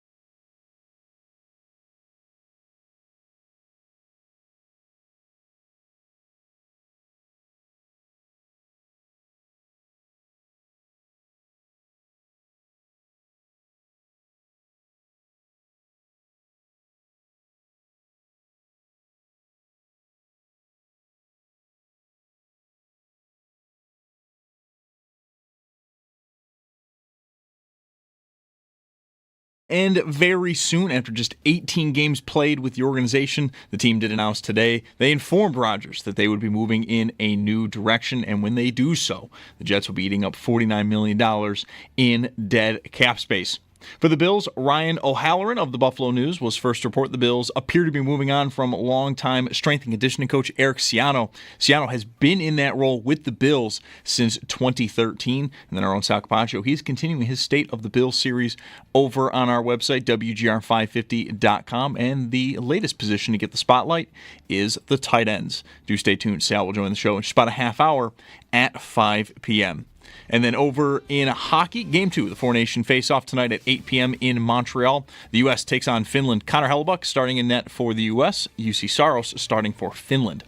All four teams are off tomorrow. They'll all play again on Saturday, but Canada is going to be without defenseman Shea Theodore for the remainder of the tournament. He is expected now to be week to week with an upper body injury. Tonight's game is on ESPN. It's Paddock Chevrolet Sports Headlines. Paddock Chevrolet celebrating 90 years of business. I'm Zach Jones for WGR Sports Radio 550.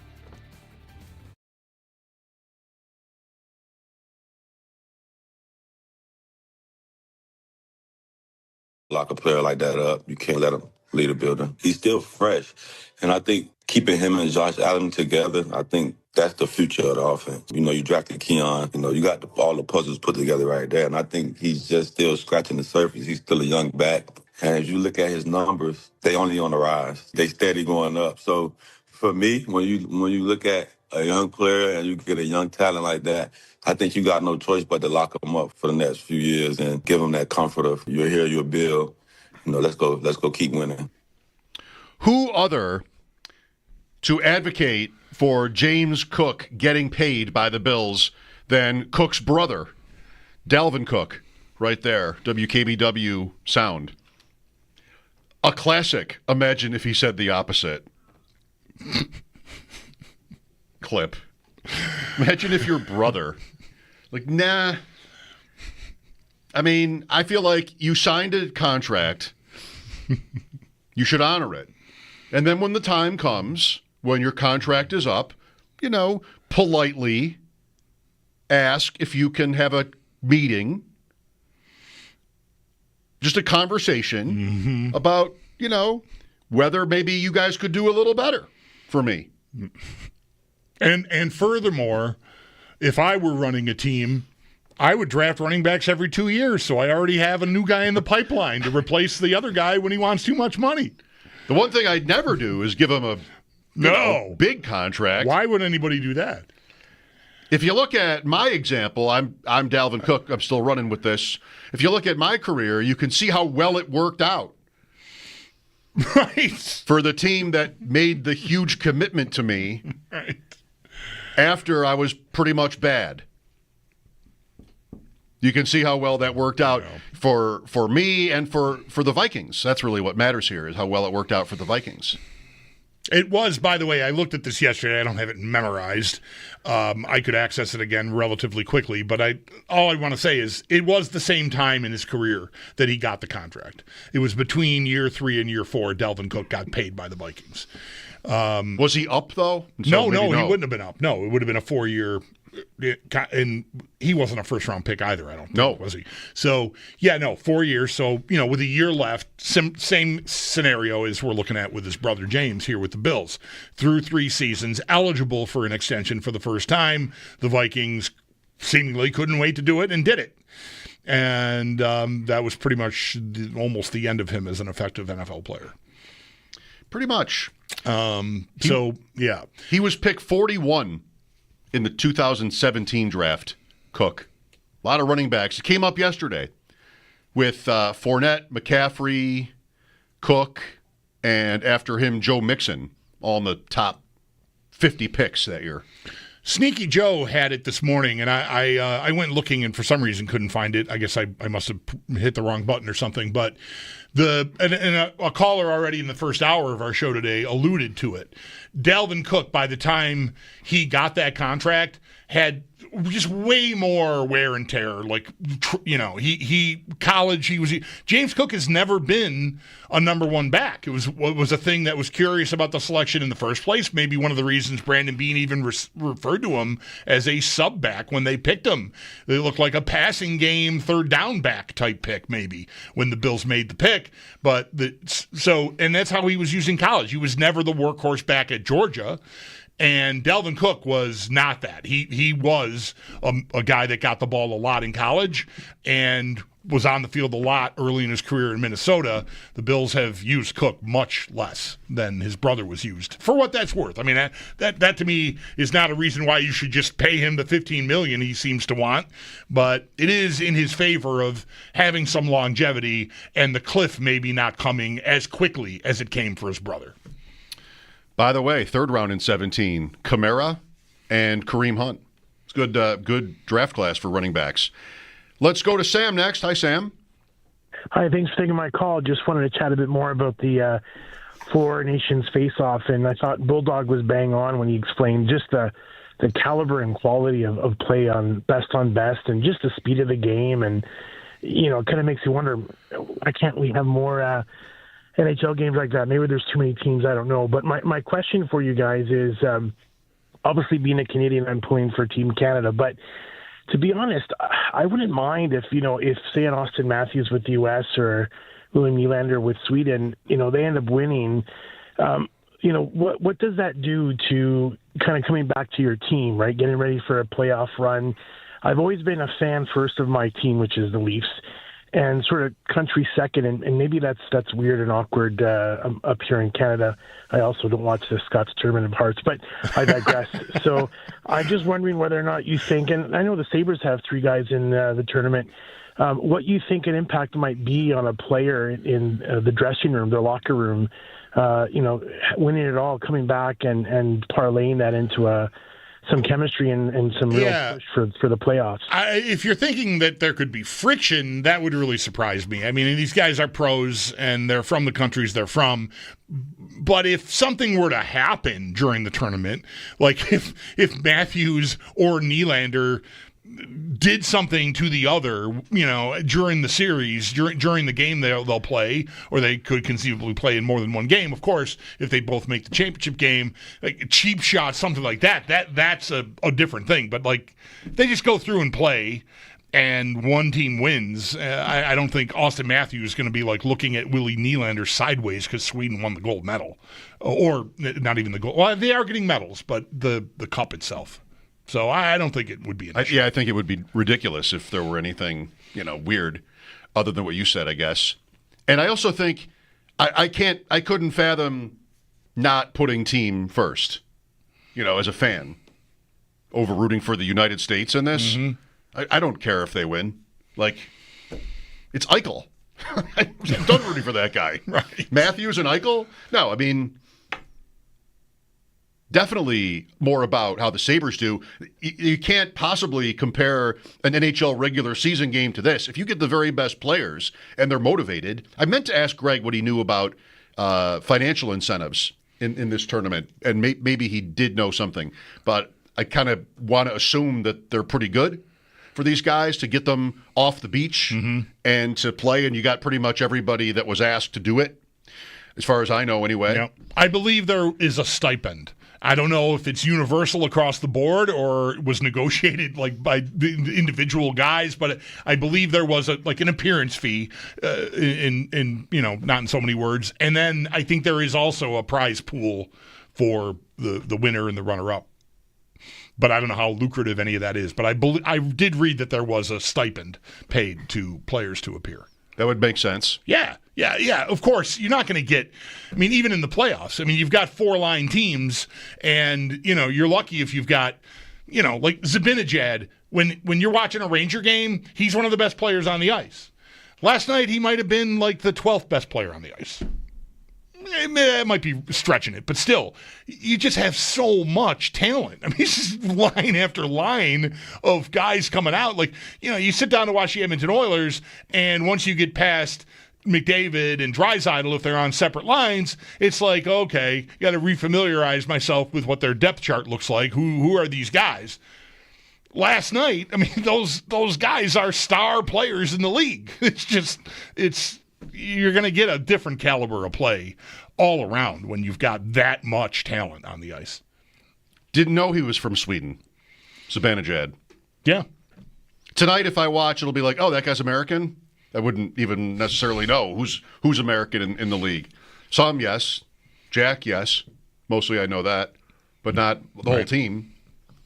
Zibanejad, 10 nicknames at hockeyreference.com. Have you ever heard him called by any? No, never once. Zibanejad? Has anybody ever called him Zibanejad in your presence? I love when you do this. I hate it, and I love it. Zibavad? Zibby? Mix? Mikachu? Oh, my God. DJ Zabad? How many more are there? There's 10 total. You can find the rest. Is there anything about his hair? That's a missed opportunity. I mean, I don't have one at the top, but someone who names hair salons could have come up with something for Zibanejad. Because the hair is his most defining feature. I mean, it's remarkable. Head of hair hanging out of that helmet.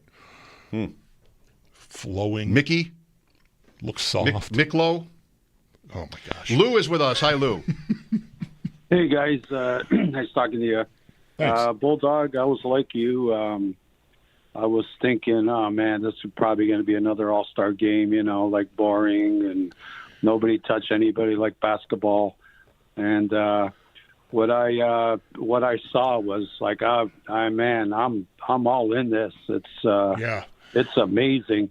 I know, Bulldog, your son's a goalie. Can you imagine being a goalie facing like the caliber of players you know what I mean? It's like and unbelievable. And I know Mike curling. Come on, man.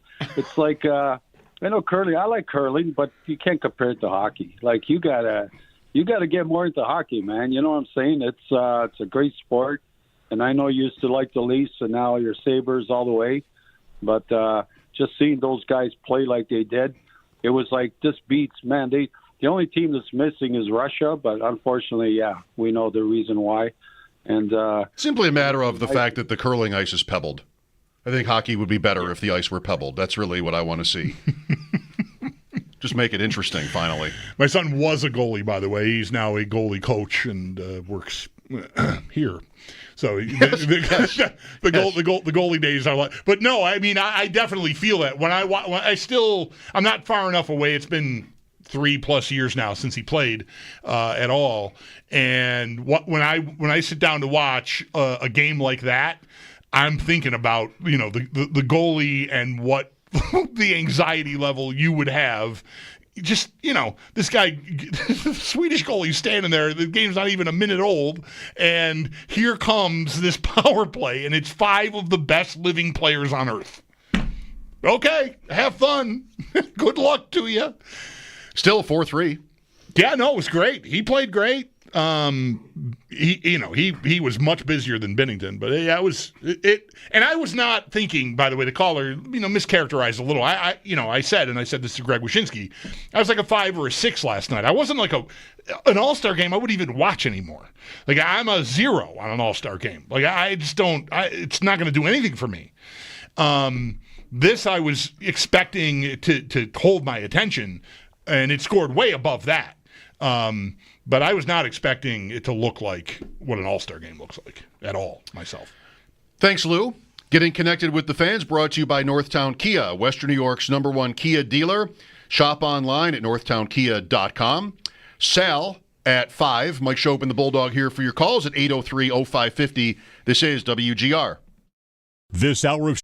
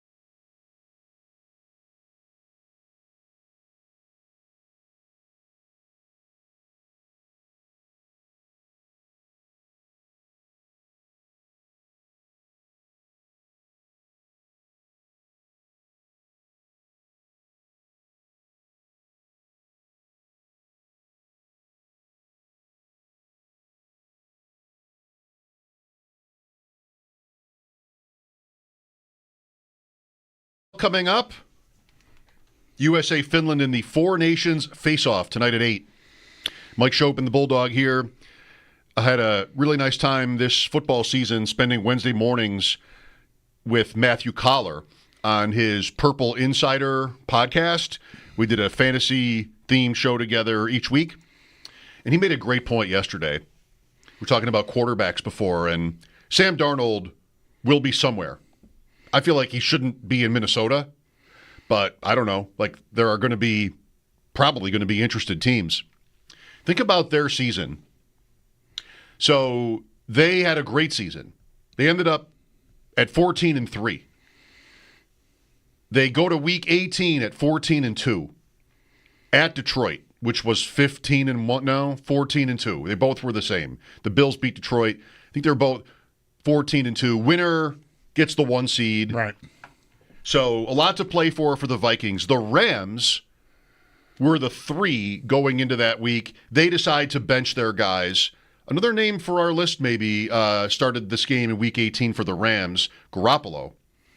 They played San Francisco and they lost, and they went down to the 4, and they were apparently not worried about that, even though that would have meant the loser of the Detroit-Minnesota game. They'd beaten the Vikings. They're one of the 2 losses.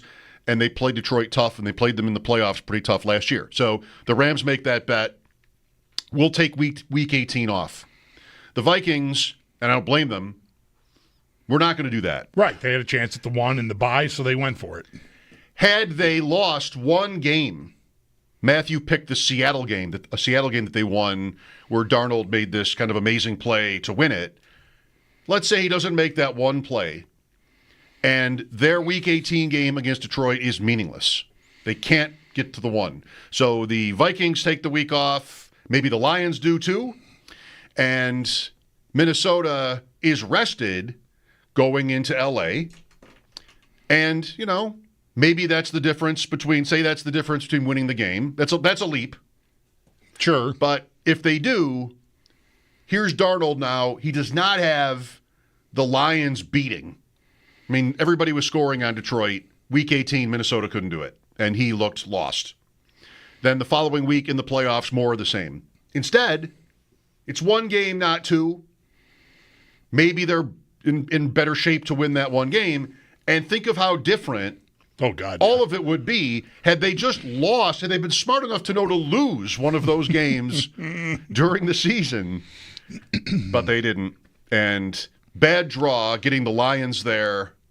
For both teams having to play each other, both lost the next game. Well, I think it's still – I know it would be different, and the compulsion to extend Darnold and keep him and give him, a big market rate contract would be very high. If they're in better shape and they beat the Rams and they're competitive in the divisional round but lose or not, whatever, like it's just, who knows? But, some result that isn't them winning the Super Bowl, losing a playoff game at some point, but maybe not to the Rams. You're signing him and you're putting off this McCarthy thing, and I think they're better off with what happened, honestly. Like, I never liked the idea, as great as Darnold's season was.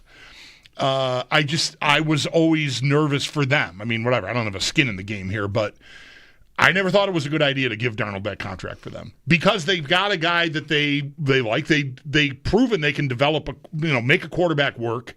O'Connell, I want to trust my coach there, and I've got the rookie, and that's the window. And I've already used a year of it. I don't need to be fooling around for a few more years with Darnold. I've got a guy that was the plan. Let's get busy with that plan. And, if it blows up in their face, then, I know they'll take a lot of heat for it, especially if Darnold goes somewhere else and looks like he looked for most of last year, almost all of last year, because he was excellent. I just have a hard time buying a guy off of 1 good year, is all I'm saying. And so buyer beware for the Vikings for me all year on Darnold. And so I think if it turns out the way you think it's going to turn out, and I think it will turn out that way, I think they're going to be better off. Mike Giannitti yesterday from Spot Track joined us. He said, I think maybe the Vikings end up just letting him walk. So we will see there. I think he becomes the number 1 guy available if that happens, even if it is 1 year. Yep. I mean, he's talented. That was a pretty good season. It was a great season. Yeah. Sal, coming up, there's Bills news to talk about. We'll do that after sports. Mike Schopp and the Bulldog, WGR. Caller.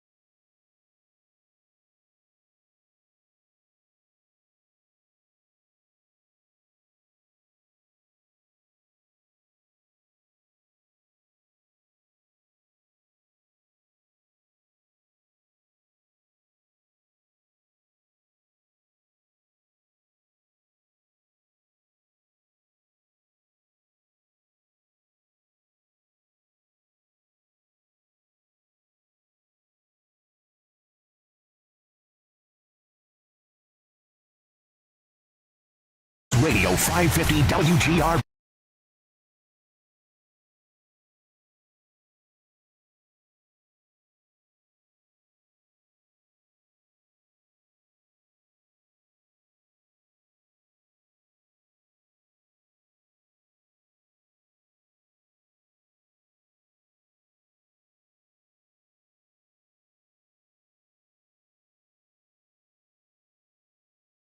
Sports Update.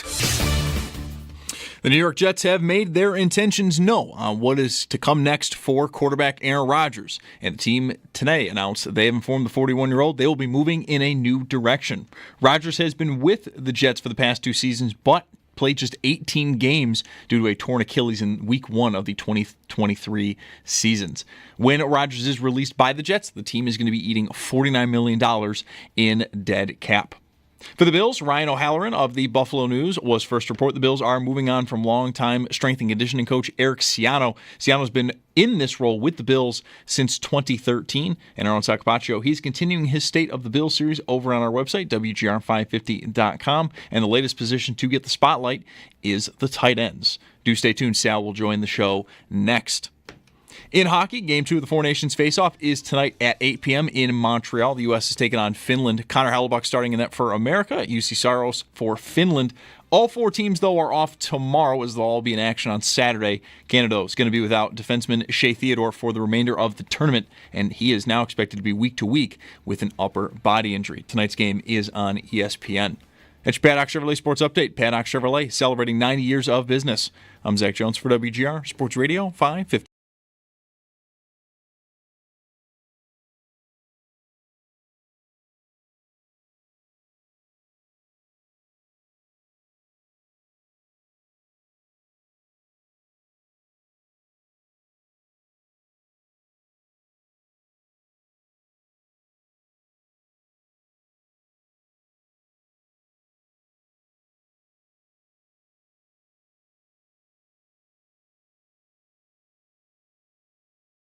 Joining us now, and I checked to make sure, someone who has not scrubbed Bill's references from his Twitter bio. I call it Twitter. Twitter bio. Sal Capaccio with us now on the West Her hotline. Sal, doesn't that seem kind of like a thing that guys get around to doing when it starts to get really adversarial with their team? It just seems a bit preemptive by Cook, unless the Bills have already smacked him around or something and told him we're not doing what you want, or which, you know, we talked this through earlier on our show. It'd be very early in the going for that to have happened already. I know anything can happen, and it probably is meaningless, but largely it often is. I was kind of surprised to see we already escalated to I'm scrubbing social media. Yeah, as you guys know, I've tried for many years and not read much into those kinds of behaviors because it's just a different world that, people of a different generation live in than I grew up in or that you do, but we also know we have to pay attention to it, right? It's a weird line to walk for someone like me, which is, I'm the reporter. I have to pay attention to that, and it could mean something. At the same time, sometimes it means nothing. I remember a couple of years ago when Stefan Diggs had done that, and then someone pointed out to me, well, he actually does that every year because he's into fashion and everything, and he just kind of changes reloads his page, right? Right. So, okay. Right. Yeah. So, it's just something that, but in this case, I do think there's a trail of breadcrumbs to lead you to believe that there's something being said with all these actions, right? And whether he's tweeting it specifically and putting the 100 emojis above someone who says, obviously he's worth, $15 million a year, or him pinning the Instagram Live comment, or now, him scrubbing it. I also think he's in a unique spot here because it seems like his brother is someone that he has been kind of an advocate for him in his ear and kind of been really, I'm not going to say pushing this, but he's been at the forefront of it, right? And this is a guy that played in the league. He went through his own contract situations, and he said what he said after in the AFC Championship game, tweeted about 20 mil. Now here's James doing what he does. I wonder how much of this is maybe not even him. I'm not saying he's not posting it, or, hey, this is the advice he's getting, I guess you'd say. You know right, what I mean? like somebody's suggesting do these things. These are some things you can do to sort of like push the conversation forward, get it rolling. Yes. How would you... That's exactly what I think, by the way. Okay. Tough question to answer for any of us. I don't know how much I would appreciate you asking me this question.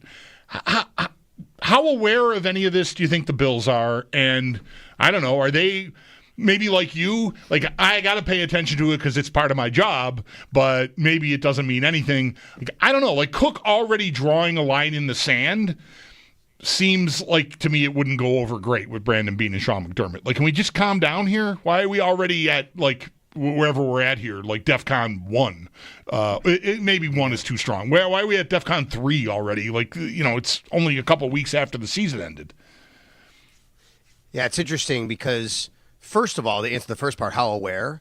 Extremely. I would say this. Let's remember, the reason why the Bills were able to trade for Stephon Diggs is because he initially tweeted, time for a change, and someone in the Bills organization said, hey, look at that tweet from that guy in Minnesota, right? Okay, right. You know what I mean? Like, Yep. they're on top of Good these point. things. Like, this is their own player. Like, they know what's going on. There's literally someone in charge in that building, someone in charge of looking at all of this stuff for other teams, let alone their own. They're very aware. They understand it. They know the questions are coming. We're going to talk to Brandon Beane in a little over a week. We'll be at the Combine. He's going to speak on Tuesday the 25th at 2 p.m. I'm quite sure this very thing is going to come up very, very quickly, if not the first question out of the gate to Brandon Beane. He's going to be prepped on it. He's going to understand what's going on. Now, that being said, it's also different of the Stephon Diggs example I just gave because the Bills have control here, right? Like, yep, they're aware, and I'm sure I agree with you, Bulldog. Like, I'm sure they don't love it. There's no doubt.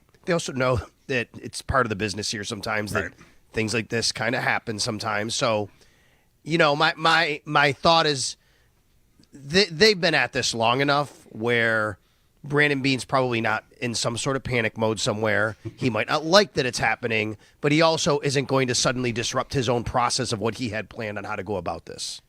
Yeah, I think, just again, it's the move or a move that a player can make. Mike Giannitti of Spot Track yesterday made a point, Sal, that Cook is kind of in his own tier right now for timing for running backs. A lot of older guys got paid last year. There are younger ones, and he stands out as somebody who's due some sort of a raise or an extension, and that just adds to the logic that just I'm getting it out there. I'm pushing this, and it might not. He and the Bills might have a laugh about it. Like I think to say that they're not phased is easily correct, probably. So Cook is in an interesting spot. He's got some leverage, and ultimately, what is he worth? I bet the Bills think he's quite valuable, but I think $15 million a year is crazy. So they come in between, and everybody's happy in the end. Yeah, that's probably some sort of likely outcome in some way, shape, or form. And I say likely for me because it's just not something the Bills have ever been in business of under Brandon Beane, which is getting it to a point where it becomes super contentious. Yeah, they've been so good at heading these kinds of things off. The only one we have an example of is Jordan Poyer, who missed some OTAs, and then the year that Jordan Poyer's contract expired, they basically said go see what else is out there, and that was a bit I know he didn't love that, but he went out and he saw what was out there and didn't like it and came back to the Bills. Really, we haven't had much else in the line of these contracts. They don't like these kinds of things to get to that point. So I don't think in this case that they're going to let it get there, but I don't exactly know how, you resolve it either. So we'll see. I find it also fascinating, like, what have the conversations been like? I did hear you guys ask a little while ago. You could talk to agents all the time. You just can't execute the actual extension until the new league year begins after your third year, so going into your fourth. So then they could do something like that. They could even agree on it now if they want or whatever. But I do wonder what those conversations have been like, and is James Cook doing this because he's received word of, hey, we're not going to pay you that? But if that's the case, what is he doing? He's not marketing himself to other teams. He's not a free agent, right? I mean, the Bills still have control. So he could just be shouting it from the rooftop just so everybody knows. That's fine. Or is he just doing it because he knows, hey, it's my turn to get paid, and I just want to let everybody know what I'm worth. And guess what? We're going to try and make this work, and this is what I want. Right. Sal Capaccio on the West Her hotline. Mike Schopp and the Bulldog here. The state of the tight end position up at WGR550.com. This is one position where I think I'm just not thinking about it at all. That Knox is still here. It's McDermott's comments after the season that you pointed out to me after I was sort of wondering if there might be a change there. Probably not. Kincaid and his health, or maybe better put, strength at the end of the season became a topic. And as you mentioned on Twitter, at least, if not in the article, the Bills reportedly are making a change at their strength and conditioning coach position, Eric Ciano, who's been there for more than a decade. So maybe these two topics are connected here, Sal, the tight ends and this news today. I think it could be. I don't know exactly the reason for the reported change. It has not been confirmed to me or by the Bills specifically. But Ryan O'Halloran is reporting it from the Buffalo News that they're moving on from Eric Ciano. And my speculation is, I think, okay, why? They actually were one of the healthier teams in the league. Yeah. Really, for the most of Sean McDermott's time here, they have been. Last year and the year before, they were a little bit not as much in that regard, as you guys know. So what else could it be? And I think about the comment that Brandon Beane and Sean McDermott made about Kincaid and play strength, and is that something? Maybe there wasn't the right kind of plan. He also was dealing with some injuries this year, and maybe there's something there. You think about what they said about Keon Coleman and coming back from his injury. He wasn't the same player. He wasn't as physical enough. Is there something there? I'm just trying to tie in any specifics that could lead to that, because I do think those kinds of things matter when you're talking about how detail-oriented an organization is, especially Sean McDermott is, especially in an area like this. Dwayne Carter was another guy that came up during the week as we're talking about, fortifying the defensive line and the draft and all this. And there's a third-round pick who I thought was starting to show some promise, Sal. One of the games I really noticed him in, I think, was the Houston game, which was, I know, a loss, but still, I thought he was starting to break through and maybe earn a little more playing time. Then he got hurt and was never really heard from again, even though he returned to practice. Like, he didn't dress for the championship game. So maybe there's a thing there about guys getting healthier but not getting back to being able to perform at the level they were before they got hurt. Yeah, it'll be interesting. We'll find out again if we when we meet with Sean and Brandon, both at the Combine in a week and a half or so, to see if there's anything more on this. But in the meantime, look, they really like Dalton Kincaid. I think it goes without saying. I do think that obviously the comments matter, play strength, and getting him a little stronger, be able to withstand the rigors of the position. That's also going to help in his blocking. But he's a guy going into his third year. And typically in this regime, a lot of times that jump is made from year 2 to year 3 with a lot of guys. You can go down the list for many of that's happened for in the past. He did not have the kind of production last year I think a lot of people anticipated, me included. He was part of this everybody eats mentality. I also think that if you're going to have a tight end as talented as him and drafted him in the first round, maybe you should scheme things up a little bit more to highlight him a little bit. Maybe that's part of it. So I think there's got to be a lot there. As far as Dawson Knox is concerned, there is one question, and that is his contract. And he is going to count $14+ million on the cap this year, guys. That's 7th most in the NFL. And anybody who looks from the outside in is going to say, okay, come on, like that is a lot for Dawson Knox. And that I'm not here to argue that point, but it would be very cost prohibitive to move on from him. They also very much love him, as I pointed out their comments at the end of the year. Like, this was the guy that they were highlighting, like, we need guys like this. He was a big part of what we do here in this organization. So the only way you can really maneuver that number to me after I look at his contract is maybe if you give him an extension and you push some of that money down the road. Because otherwise, unless he takes a straight up pay cut, it's tough to do, and he's going to be on the hook here for 14, and I think even at more than that next year. So that's the only question with Knox, and maybe they are willing to just play like that because Kincaid is on a rookie deal, and if they look at it as a position as a whole, then you're like, okay, well, it's really not that much if you divide up the two numbers or add them up between the two guys we're using. I think maybe the most puzzling thing about Kincaid this year was the number of times Allen missed him. And it was different than maybe any other Bills player. I don't see, in my mind's eye, I don't see Allen missing Coleman. I see Coleman just not catching the ball. Like he's not open or something. But, several times here, Kincaid was open and the pass was just not there. And I don't think Allen needs to be absolved of blame for everything. But, that's kind of weird. So, his season high in yards was 53. In 2 seasons, 34 games, he has 5 touchdowns. I believe you when you say you think there's every reason to think the Bills are like high on him still.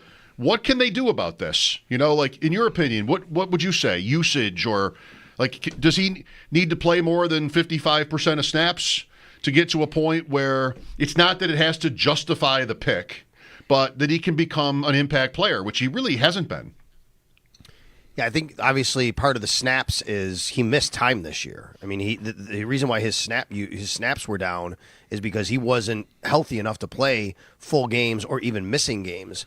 When he was even dressed in some games, I don't think they wanted to use him quite as much as they probably initially planned. And that's where I'll say I think that's why they fall back on Dawson Knox and say, like, I think they feel fortunate they had Dawson Knox this year. Now, he only had 22 catches, again, for a second straight year, which is odd. 2 straight years of exactly 22 catches. That's not a lot. But I think that they felt comfortable having him on the field, and that's where you get those comments from. And as far as Kincaid and getting more usage, I think that's got to come down to some of Joe Brady. Again, I'm going to go back to you drafted him in the first round. Now, part of it was they're going to play a lot of 12 personnel. They're gonna run a lot of 2 tight end sets. That was with Ken Dorsey. It didn't really materialize. Part of that was Dawson's injury, in 2023. Then you get to this year, and it's everybody eats. It's kind of a change in philosophy. But if you really believe you have this player on your team that can be the kind of matchup that you envisioned him to be when you drafted him in the first round, I think you have to create ways to be able to get him the ball in those matchups.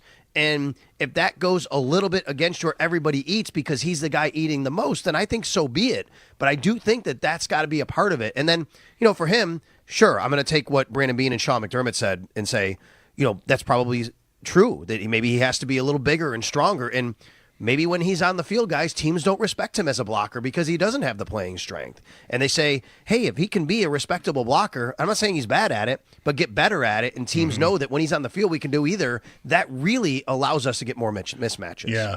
Sal, what about the rest of the position? Obviously, Knox and Kincaid are the headliners, but, Quentin Morris has had a pretty entrenched role. And then beyond that, like what else is in the pipeline here, outside of what could happen in free agency or the draft? Yeah, so Quentin Morris is actually going to be a restricted free agent. So that's a bit of a tough one when you talk about restricted free agents, because the only way to retain his rights are to offer him the minimum qualifying tender, which in his case they would, I'm sure, be a right of first refusal. They're not going to use a first or second round tender on him. Well, that's still going to be projected over $3 million this year. Are the Bills willing to pay Quentin Morris $3 million? I mean, look, they did pay Saran Neal a lot of money to be a core special teamer, and he is the second highest snap usage guy in special teams, and typically he's right up there. So would I totally dismiss it? No, but I still think that's pretty pricey. So my guess is they either, before that has to run its course, they both agree, let's just not do that. Let's just bring you back on another 1 or 2 year deal at a lesser price. That's fine. Or they don't do it. Excuse me. He goes to unrestricted free agency. He sees what's out there. Is there a team that gives him another a bigger role with more money, or does he come back to the Bills? So that's what's got to play there. Zach Davidson, we all saw the hands. He's a phenomenal athlete. He does not have the body to be an inline blocking tight end. He is really just a Dalton Kincaid kind of backup replacement if something happens, or even Dawson Knox. Obviously, Dawson a better blocker. But, that's really what he is on the practice squad, and that's probably where he remains this year, but he'll fight for a spot. He doesn't really offer any special teams value if you have to use him there. That's why Quentin Morris is ahead of him on the depth chart, but he did re-sign. He'll come back and fight for a spot. And then they do have a young man they signed who is a dual-threat quarterback in college named Armani Rodgers. I don't know if you guys remember this guy. He was a 2022 undrafted free agent by the Washington Commanders, and he transitions to tight end in the NFL. And he actually played a little bit, and then I think there was an injury or something, and he was out. They went on his way, and he was with both the Eagles and Falcons. I looked last year in the practice squad, never saw any time, and the Bills signed him to come to camp as a tight end. But he was, where did he play? I think it was UNLV. Maybe I have to look this back up again. But he was a really good dual threat tight end and quarterback in college, and now he's a tight end. Armani Rodgers. Vegas is right. Yep. All right, Sal, offensive line is next. Yeah, and real quick, guys, it'll be easy. Go ahead. I'm sorry, Sal. He's Sam Rodgers' son. He was born in Buffalo. Right, I did read that. Oh, wow, that's great. I did not know that. Thank you. Thank you, Mike. I saw a reference to that at some point within the last couple of weeks, and then oh, that's interesting. The Bills have a guy that's Sam Rodgers' kid on the team. Big Sam Rodgers fan here. Yeah, love that guy. You know what? He grew up in L.A., so he didn't go to high school here. But, yeah, he was born in 1997 in Buffalo, New York. I like that. NFL Sam Rodgers. I remember Sam Rodgers. Good call there. Thank you for that. I'll include that now, and maybe I'll even edit the article to include that. So, real quick, offensive line. Typically, the longest article I write every year, and then I say to the Bills, is offensive line because, A, there's just a lot of guys, and B, there's several who have contractual situations we have to kind of look at. That's not happening this year. This will be one of the shorter articles I've ever written on offensive line, maybe the shortest ever, because, yes, there are a lot of names, and I'll go through them, but, guys, everybody's under contract except for Will Clapp, who's a veteran guard, and Tommy Doyle, whom, whose future is up in the air because he hasn't played in 2 years. That's it. I think he retired. Everybody else is under contract. I think Doyle retired.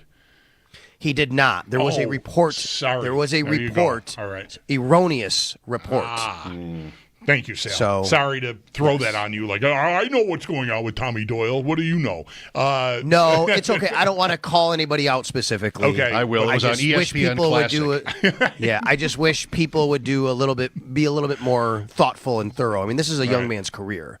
And I will tell you specifically that I know that Tommy Doyle has not retired. Okay. Now, that does not mean that he won't retire or that he isn't pondering his future, but I can safely tell you here that has not happened yet.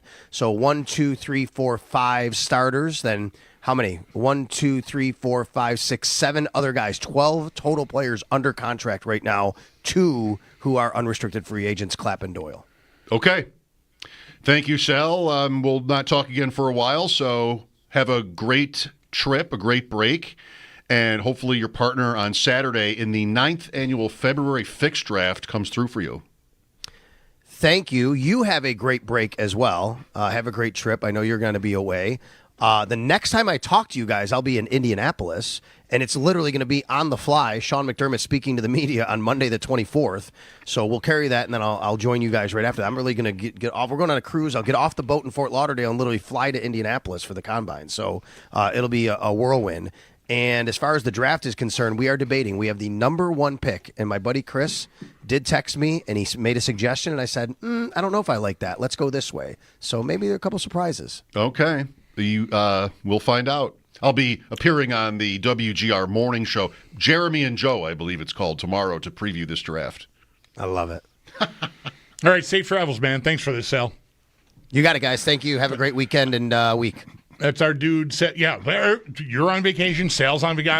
I'm just going. No Sal, no you. What the hell? What am I supposed to do in here? Not even Trapasso. Who schedules it? Yeah, right. Trapasso's going away. I'm just. Yeah, we'll figure it out. Sales appearance brought to you by New York's only outlet liquor. When you need to stock up, it's the place to buy a case. What's your outlet? You could bring back that motorcycle show for the week. Yeah, that's a great idea. Bikes.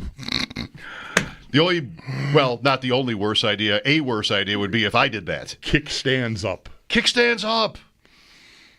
Random WGR weekend shows over the years. Draft. Kickstands up. It's good. I've done a 3-round mock draft for Saturday's of course February Fix Draft. Yeah. And I'd be very surprised if I got the 101 wrong. Sal has the 101. But he's saying here, it's right. It's that time of year where people throw smoke screen season. Yeah, right. I'd be very surprised if I had the 101 wrong. What would you do? Superflex, tight end premium next year. Who's the 101? I'm not prepared to take this question. I have no idea. I've not thought for 1 second about who's any good in the league anymore. Allen is the 101. Okay, great. Isn't he? Usually? Sure. Should be. That sounds great. Doesn't have to be. Yeah. They sound like they're debating. Yeah. I mean, if I were in this draft, I would have an answer because I would look at, or maybe not by today. When's the draft? Saturday? Saturday morning. Okay, so I've got like 6 a.m. Saturday. I could look at, okay, well, that's what I'll do. So I wouldn't be any more ready if I were in the draft, but I'm definitely not ready now. Okay. Well, I believe you. I'm convinced. All right, good. I thought I did a good job of making it pretty clear. 803-0550. Who's the number one? No, never mind. You don't have to call on that. Who the number 1 draft pick is in our fantasy league on Saturday. We're not going to ask that of you. That's asking too much. Mike Schopp and the Bulldog here. James Cook, other Bills issues. We're on it. The Four Nations Faceoff continues tonight. USA, Finland, 8 o'clock. Back after the break. This is WGR. Never.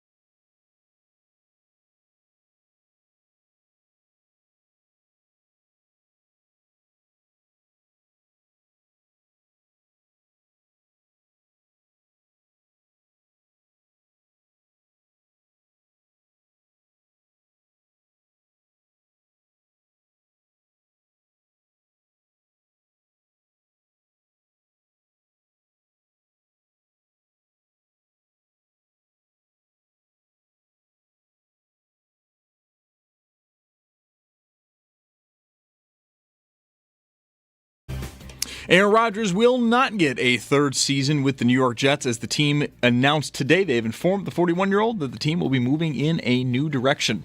In the 2 seasons he was with the Jets, Rodgers only played in 18 games due to a torn Achilles in Week 1 of the 2023 season. And once he is released by the Jets, the team will be eating $49 million in dead cap. Sal Capaccio is continuing his State of the Bills series over on our website, WGR550.com. The latest position to get the spotlight is the tight ends, and do stay tuned. Sal will also have the offensive lineman up again at our website, WGR550.com. And then in hockey, Game 2 of the Four Nations Faceoff tonight at 8 p.m. over in Montreal. U.S. taking on Finland. Connor Hellebuck starting in net for the United States. UC Saros starting for Finland.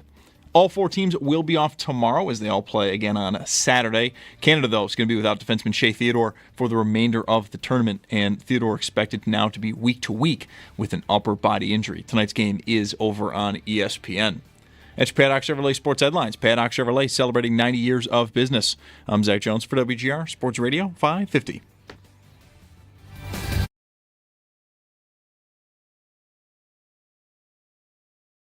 This is not just moving off Aaron Rodgers, the quarterback.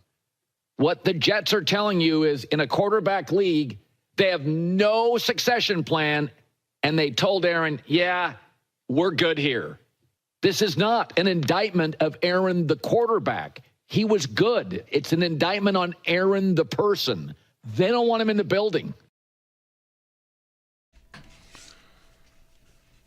He wasn't that good, but okay, that's probably right. Yeah. Colin Cowherd. Yeah. Yeah, I agree with I don't know, good. Average, maybe. I don't know.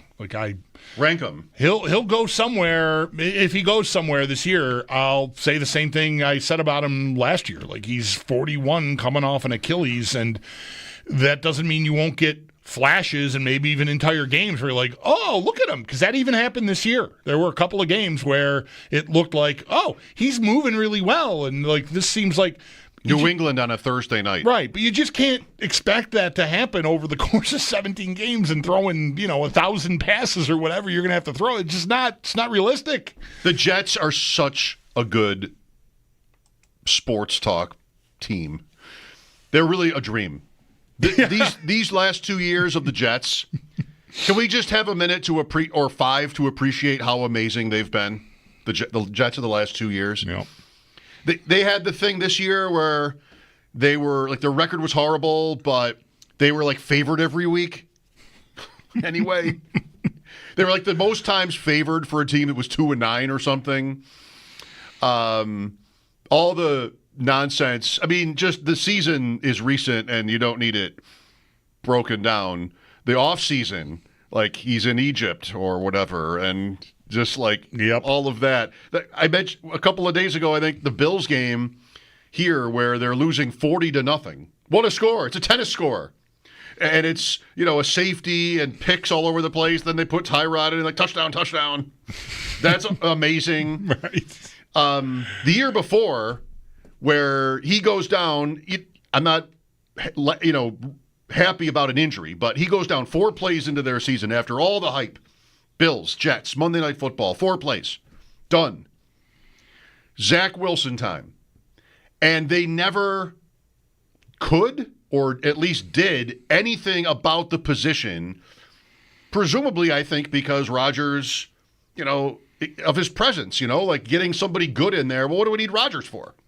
So they, from the 4th play in week 1, basically white flag. Punted the season. The season. Yeah. Coach gets fired during this season because Rodgers wanted it.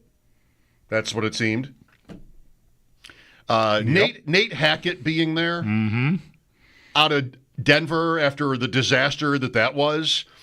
And, of course, Lazard and Randall Cobb. That was never not funny. Right. That was never going to be good for the Jets, and it was always funny. There's got to be more. I do feel like in all the years that we've been together, and I only precede us being together, being on the radio by a couple of years, as do you, I don't think I've ever spent as much time as we did in the last 2 years, and especially this year because he was healthy all year long, talking about the Jets. Like, they're a team in the division, so it's not like they're the Chargers or something. But they've been a fascinating study. Oh. They have been a content factory, and even today, right? Yeah, that statement, the quote from the owner is just gold. That's just tremendous. I loved how ready to go on that Wyshynski was with us an hour and a half ago when he said, like, he actually does embody all it meant to be a New York Jet. It's unintentional comedy, right? When the owner says that, because he does. He's right. He was bad. He got hurt.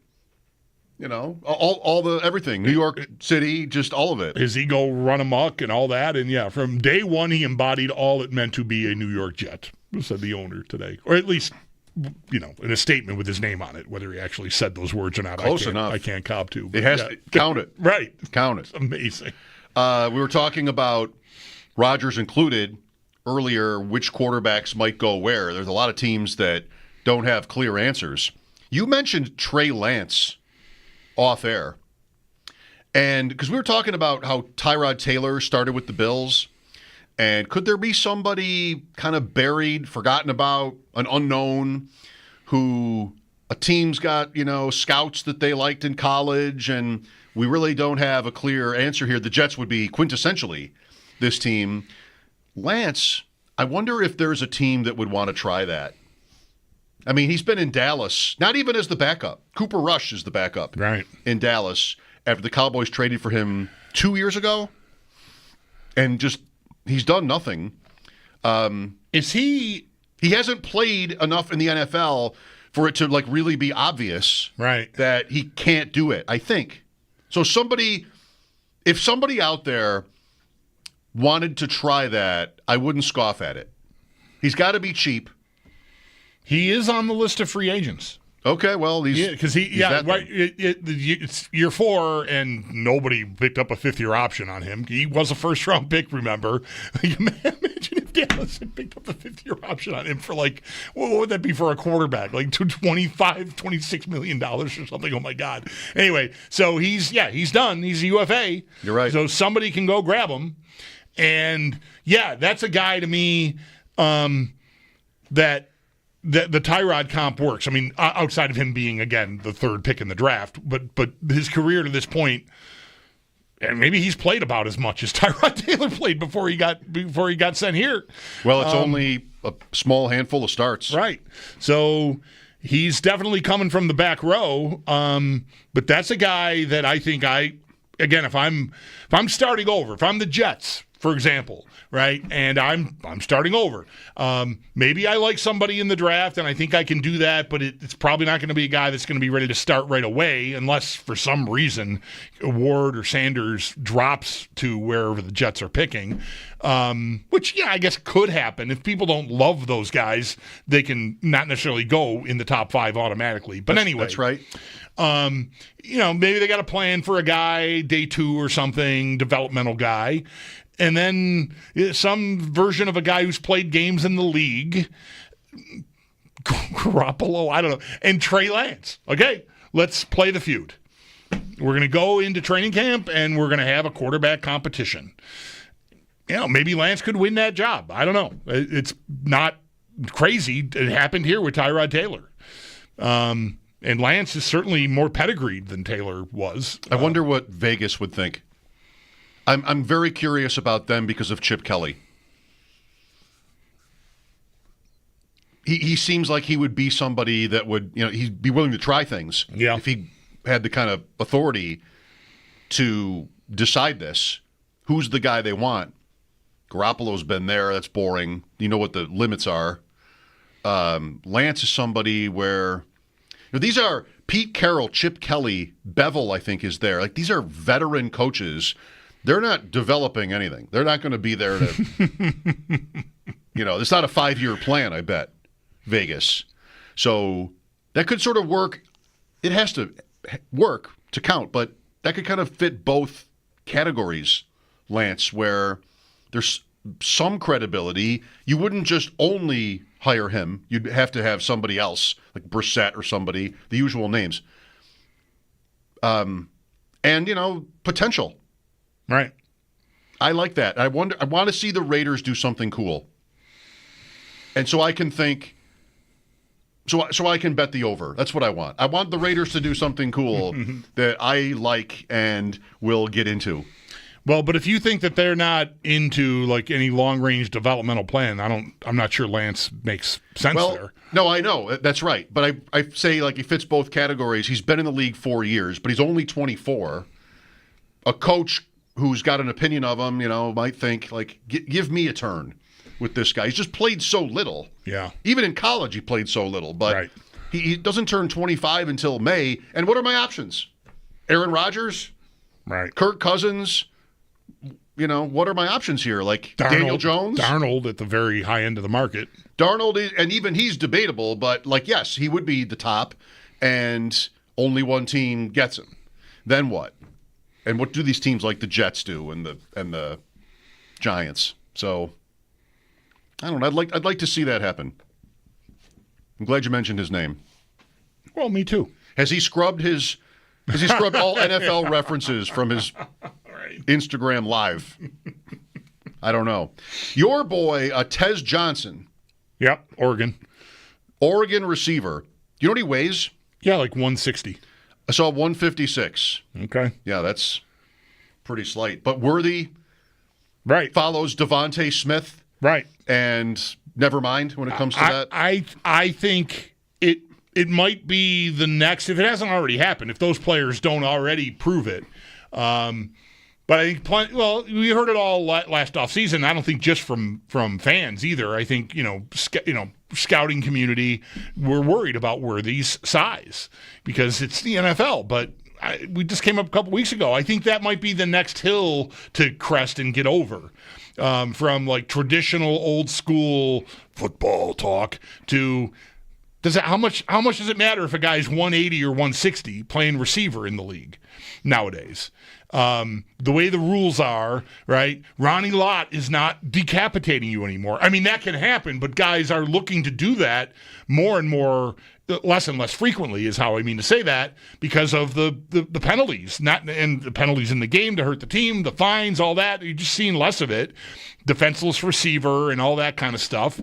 And I just think it matters less maybe than it ever has. I'd say it doesn't matter. You'd rather have the bigger guy, but I don't know. I was not scared about Worthy's size last year, and I would not be scared about this guy's size either. I think the rules are designed to protect the skill players, and I think that's never been more true in the league than it is now, and that affords me, I think, a little more leeway on not being as nervous about a guy being small. To me, anybody can get hurt, of course, and the smaller guy is going to be at more risk. But like I said, I don't think it's that league anymore. Devontae Smith, by the way, at a big Super Bowl, big catch anyway, listed as 170. 6 foot 170. He's done well in 4 years. The Slim Reaper. Is that what they call him? Devontae Smith? Is that on his reference page, or is it you just know that? I knew it. It's one of 4 nicknames on his Pro Football Reference page, Devontae Smith. No, 5. No self-respecting NFL player has fewer than 5 nicknames. Smitty. Mm-hmm. DVS. All right. Not to be confused with MVS. Yep. Rubber Band Man. Oh, jeez. Wow. And Skinny Batman. Who I want at some point to do. Well, what I really want is someone. It doesn't, if it would be you, that'd be ideal, I guess. Because I'm not going to do the work. I want to know where these are generated from. I do too. Like, how does this come about? Is this Wikipedia? Can I just go in there and put up anything I want? Is there a site manager? No. Is there a gatekeeper? Yes. Okay. You cannot just go edit a Pro Football Reference page. Okay. But I want to know this too. Sal pointing out how the Bills have people who track every NFL player social media account in the league to see things like, Cook doing what he's doing. I doubt the Pro Football Reference people have that many people on staff. Might be closer to Spot Track. Right. But somebody's in charge of the nicknames. And I think there's a pretty low bar to clear to get yours on there. It seems that way from the evidence that has been presented over the years in this room. The what's his name? Merrill Reese, Eagles, longtime Eagles broadcaster. I know Slim Reaper because on the touchdown on Sunday, he calls him that. Okay. And the long bomb. And there's a cool little 2-minute or so clip of that touchdown and the players talking to Hurts. That passes every test it needs to pass, as far as I'm concerned. If the legendary play-by-play guy uses it, fans are definitely using it, and probably the team too. I don't know, but yes, you can buy a Slim Reaper T-shirt. Okay, done. That is unassailably one of his nicknames. That's official. Skinny Batman. I don't know. Skinny Batman. If Merrill Reese said that, I think he should want it back. That's just me. He's a legend, and I'm just per player over here wearing a Bills hat on YouTube and Twitch. That's not nothing. One nickname per player, max. That's it. You don't get more than one. No, who needs more than one? If Allen wants to be the Don, we got to throw the rest of them out. You get one. That's the best one. I mean, you don't hear me saying things like Winter Soldier in out loud. You don't hear me saying that. I like the Don. Yeah, I mean, it fits. Sure. It's good. Yeah. I like it. I'm done with the other ones. I'm not even There's a general... Right. I'm done with the other ones. See, I don't think I even know any of these. I know, like, if you go to his page, is JA17 one of his nicknames? Like, okay. I mean... That's not even a nickname. Right. It's shorter to say Josh Allen. Yes. The nickname can't be longer. Is Allentown one of his nicknames? I don't know. Does anybody call him that? I've never heard anyone call him that, but it's a nickname for Buffalo. Right. Kind of, because of him and the part of the city. Yeah, right. Mike Schopp and the Bulldog here, back after this timeout on WGR.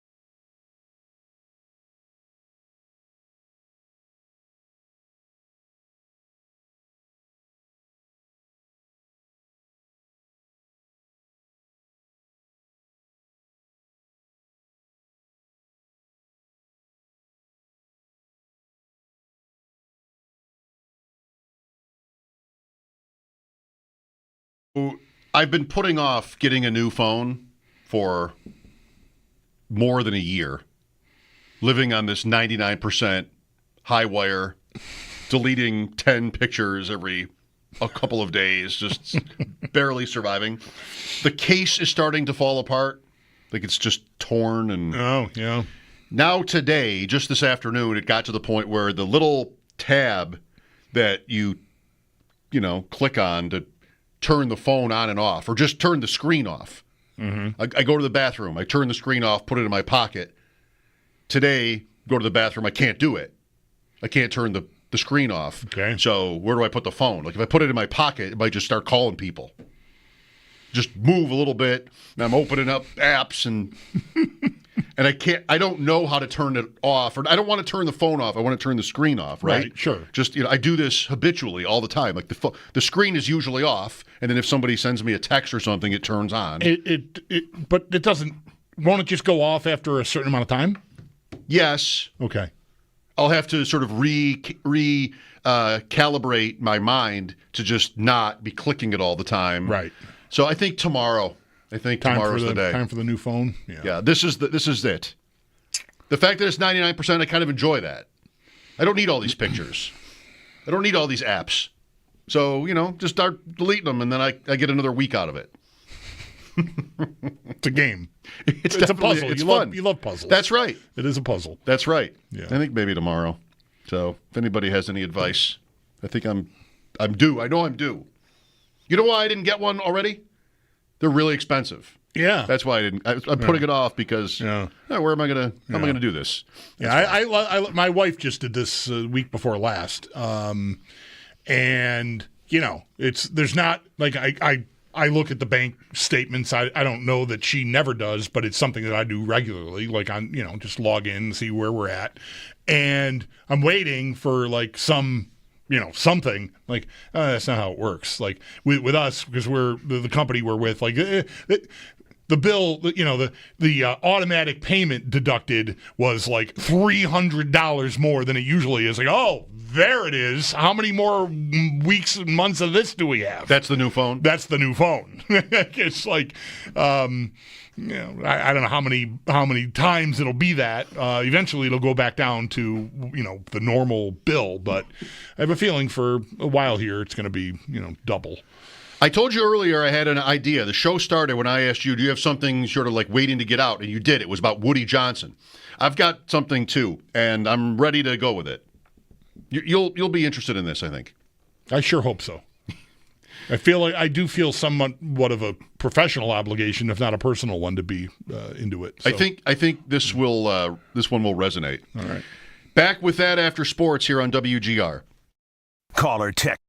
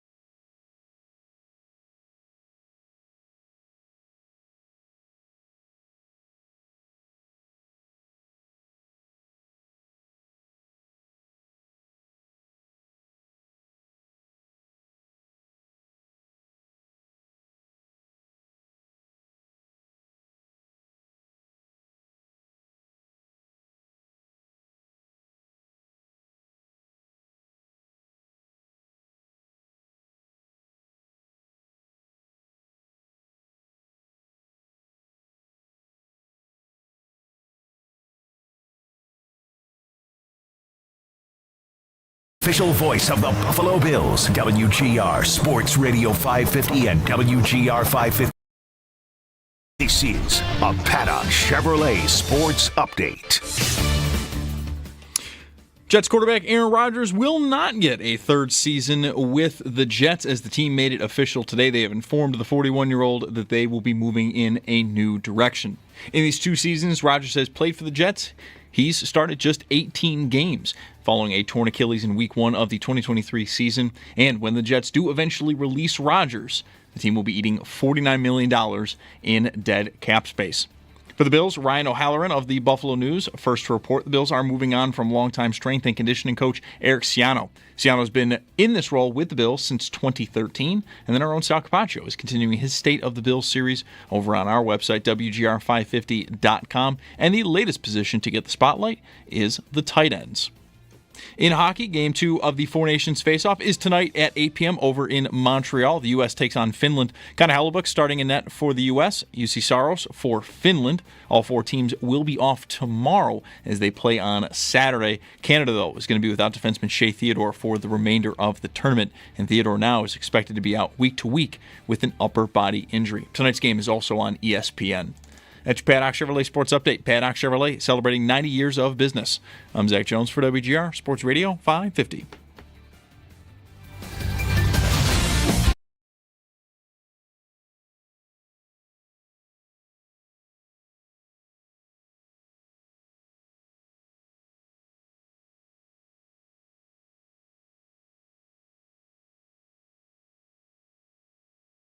WGR Sports Radio 550. How about that guy knocking curling earlier? Do not besmirch the Scotties. It's is there such a word as Canadiana? Like Americana, but from Canada. Yeah. I there should be. It sounds like it should be a word. That was the name of a boat. Canadiana? The Canadiana used to run between, somewhere in the outer harbor across to Crystal Beach. My parents used to ride it. I'm telling a Canadian guy about Canadiana right now. Yeah. There's a Scotty's pool. I already offered it to you if you wanted to do it. Yeah. It's not too expensive. Plus, you pay in Canadian money. Bonus. So, here's my idea, and we can talk about this for what we have left and maybe for the rest of the summer or, the off-season. Okay. The Bills' season arrives. It happens. They win a bunch of games. They win the division. They go to the playoffs. They lose 5 years in a row. Well, if you want to expand that to just making the playoffs, it's 6 years in a row. Everybody knows this. The season ends, and we get some... This is next season now we're talking. This is all the last 5-6 years. Okay. Gotcha. This is what happened. This is what has happened for each of these years. Okay.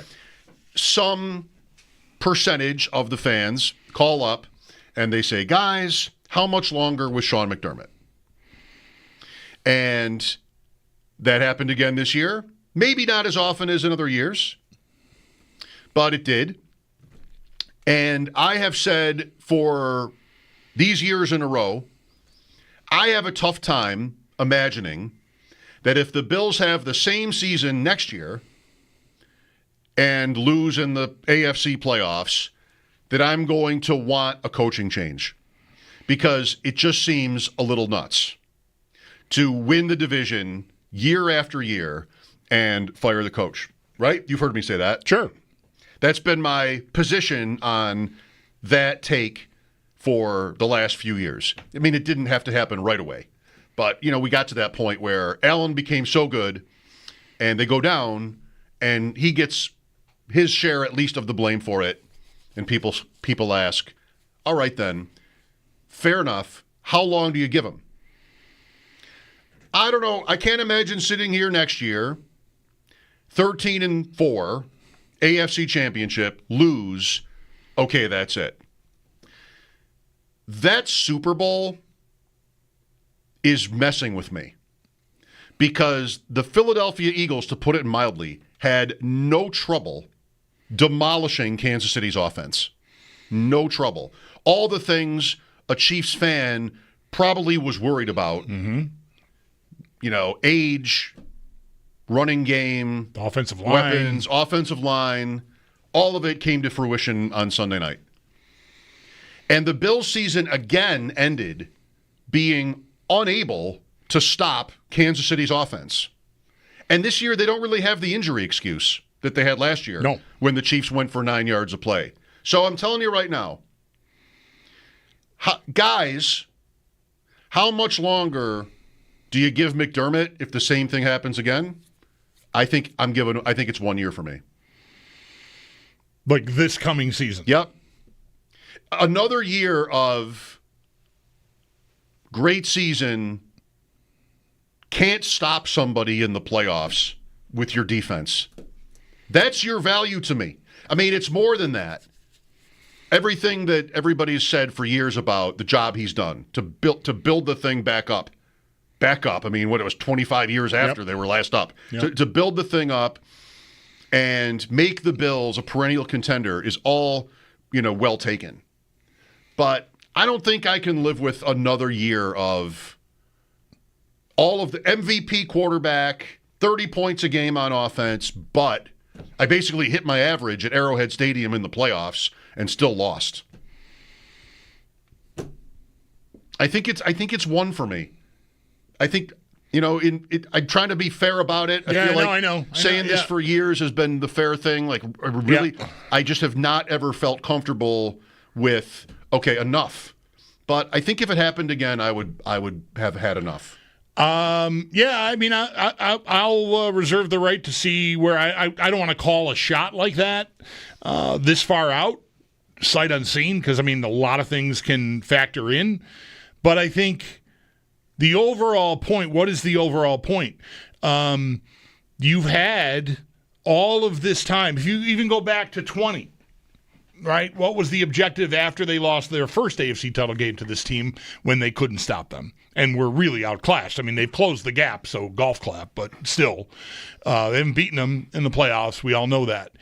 But the objective was we got to find a way to get to him. We got to find a way to get him off his spot, disrupt him.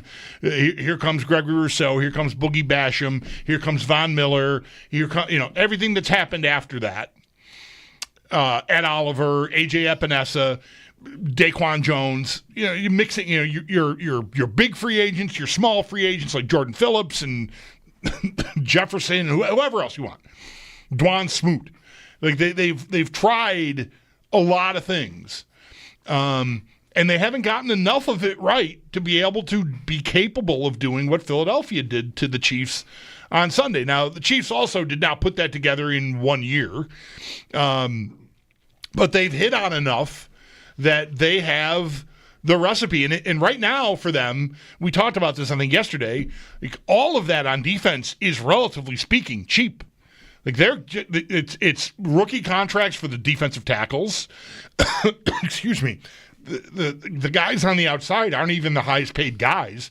They just got by. Zach Bond is like an all-pro. All of a sudden, he was like a spare part in New Orleans. Yep. They've just done a very good job of targeting guys and hitting. And, the draft is hard. You're going to hits and misses, and you want to give credit for hitting on later round guys. Okay, that's fine. But how good are those guys? Like, Bernard is an excellent player, and I like him a lot.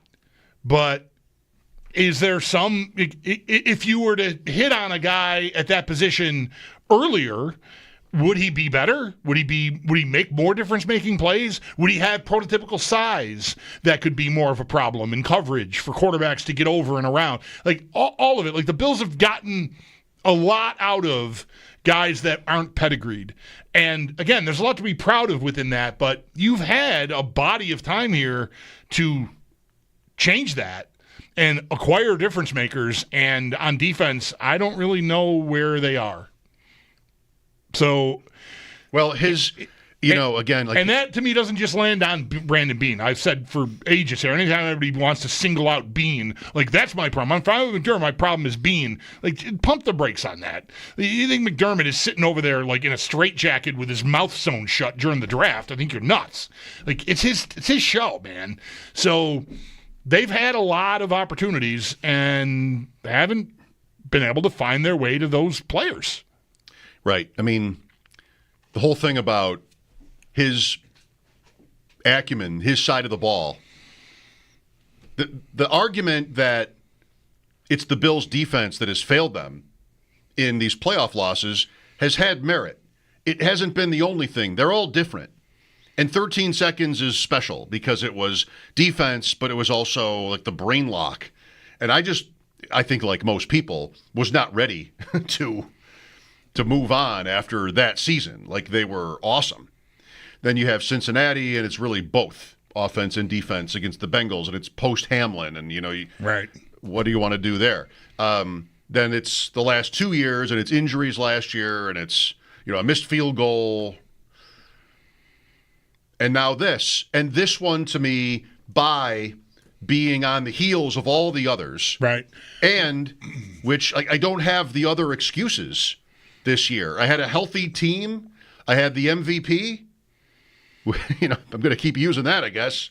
The fact that he won the vote and not finished second to Jackson, but I did. That.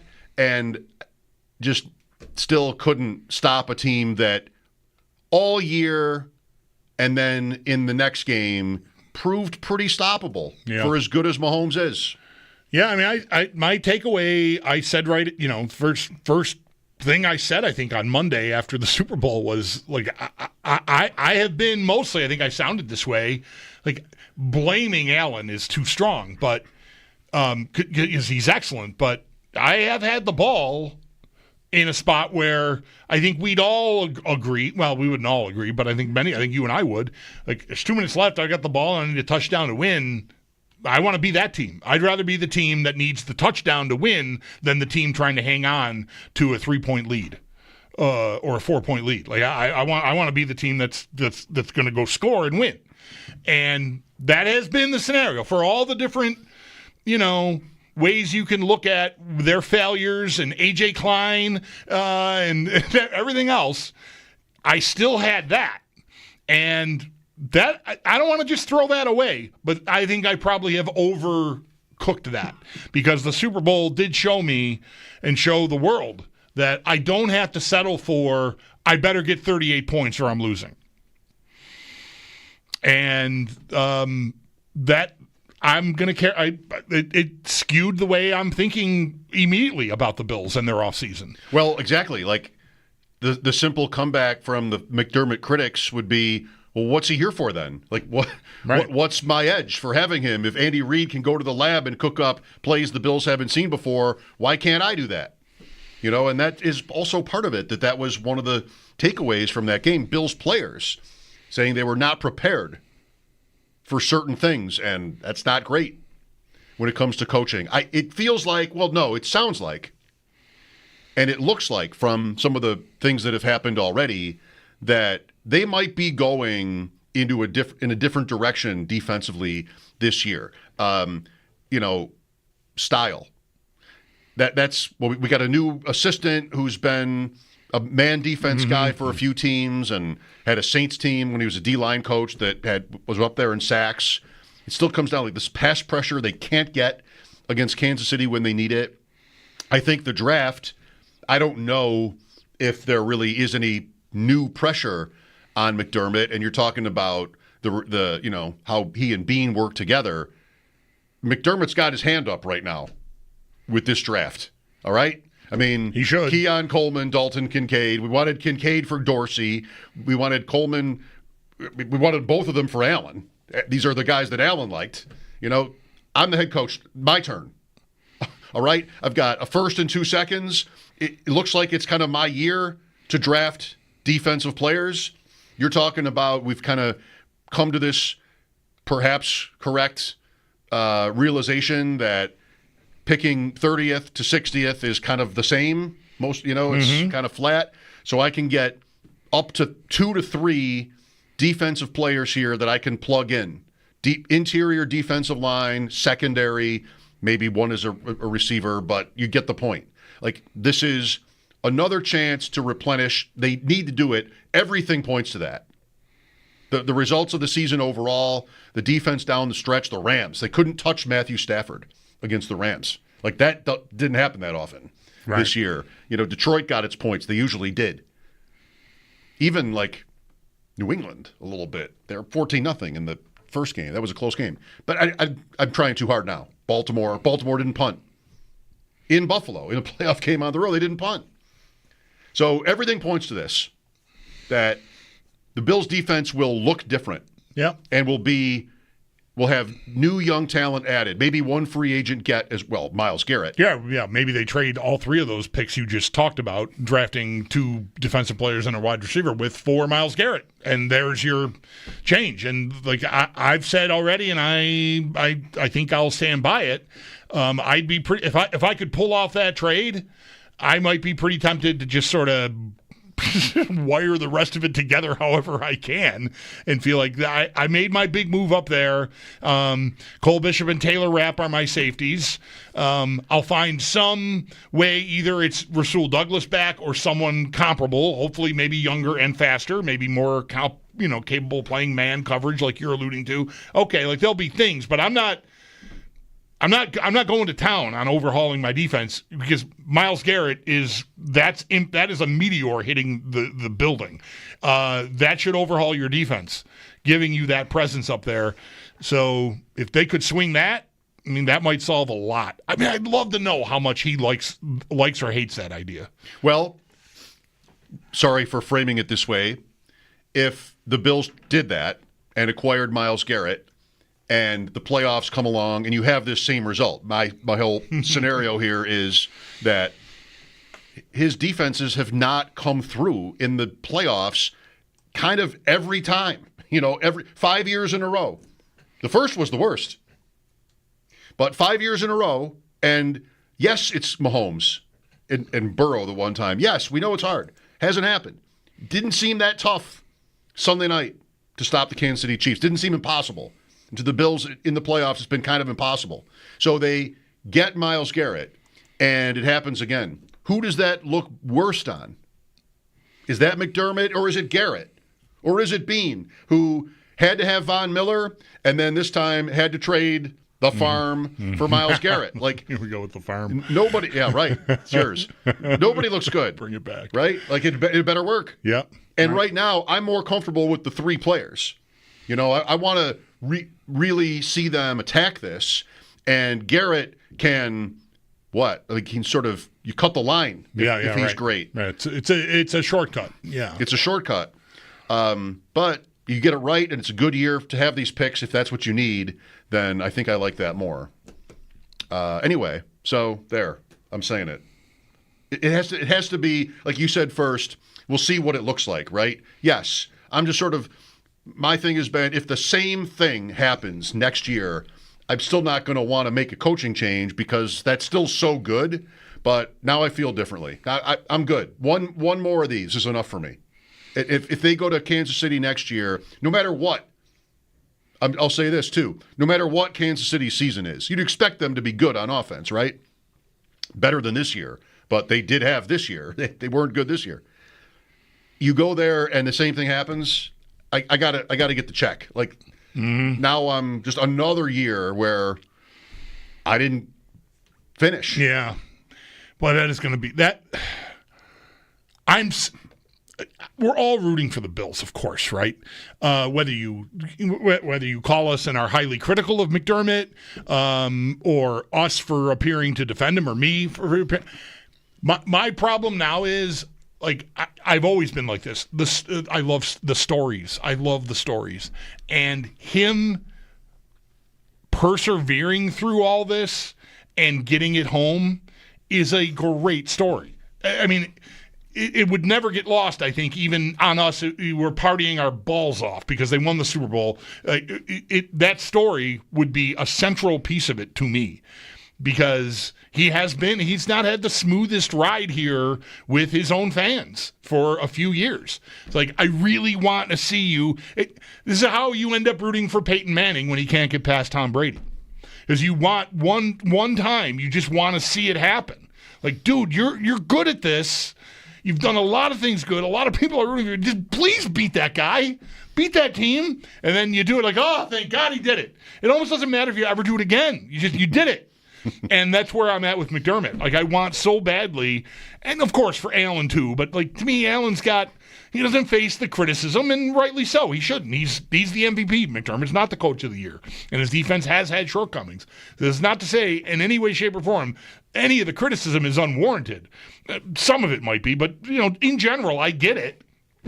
I'm telling you, like, where I land now is like, I want to see him see it through more than I want to see some other dude come in and, win 2 years after taking over.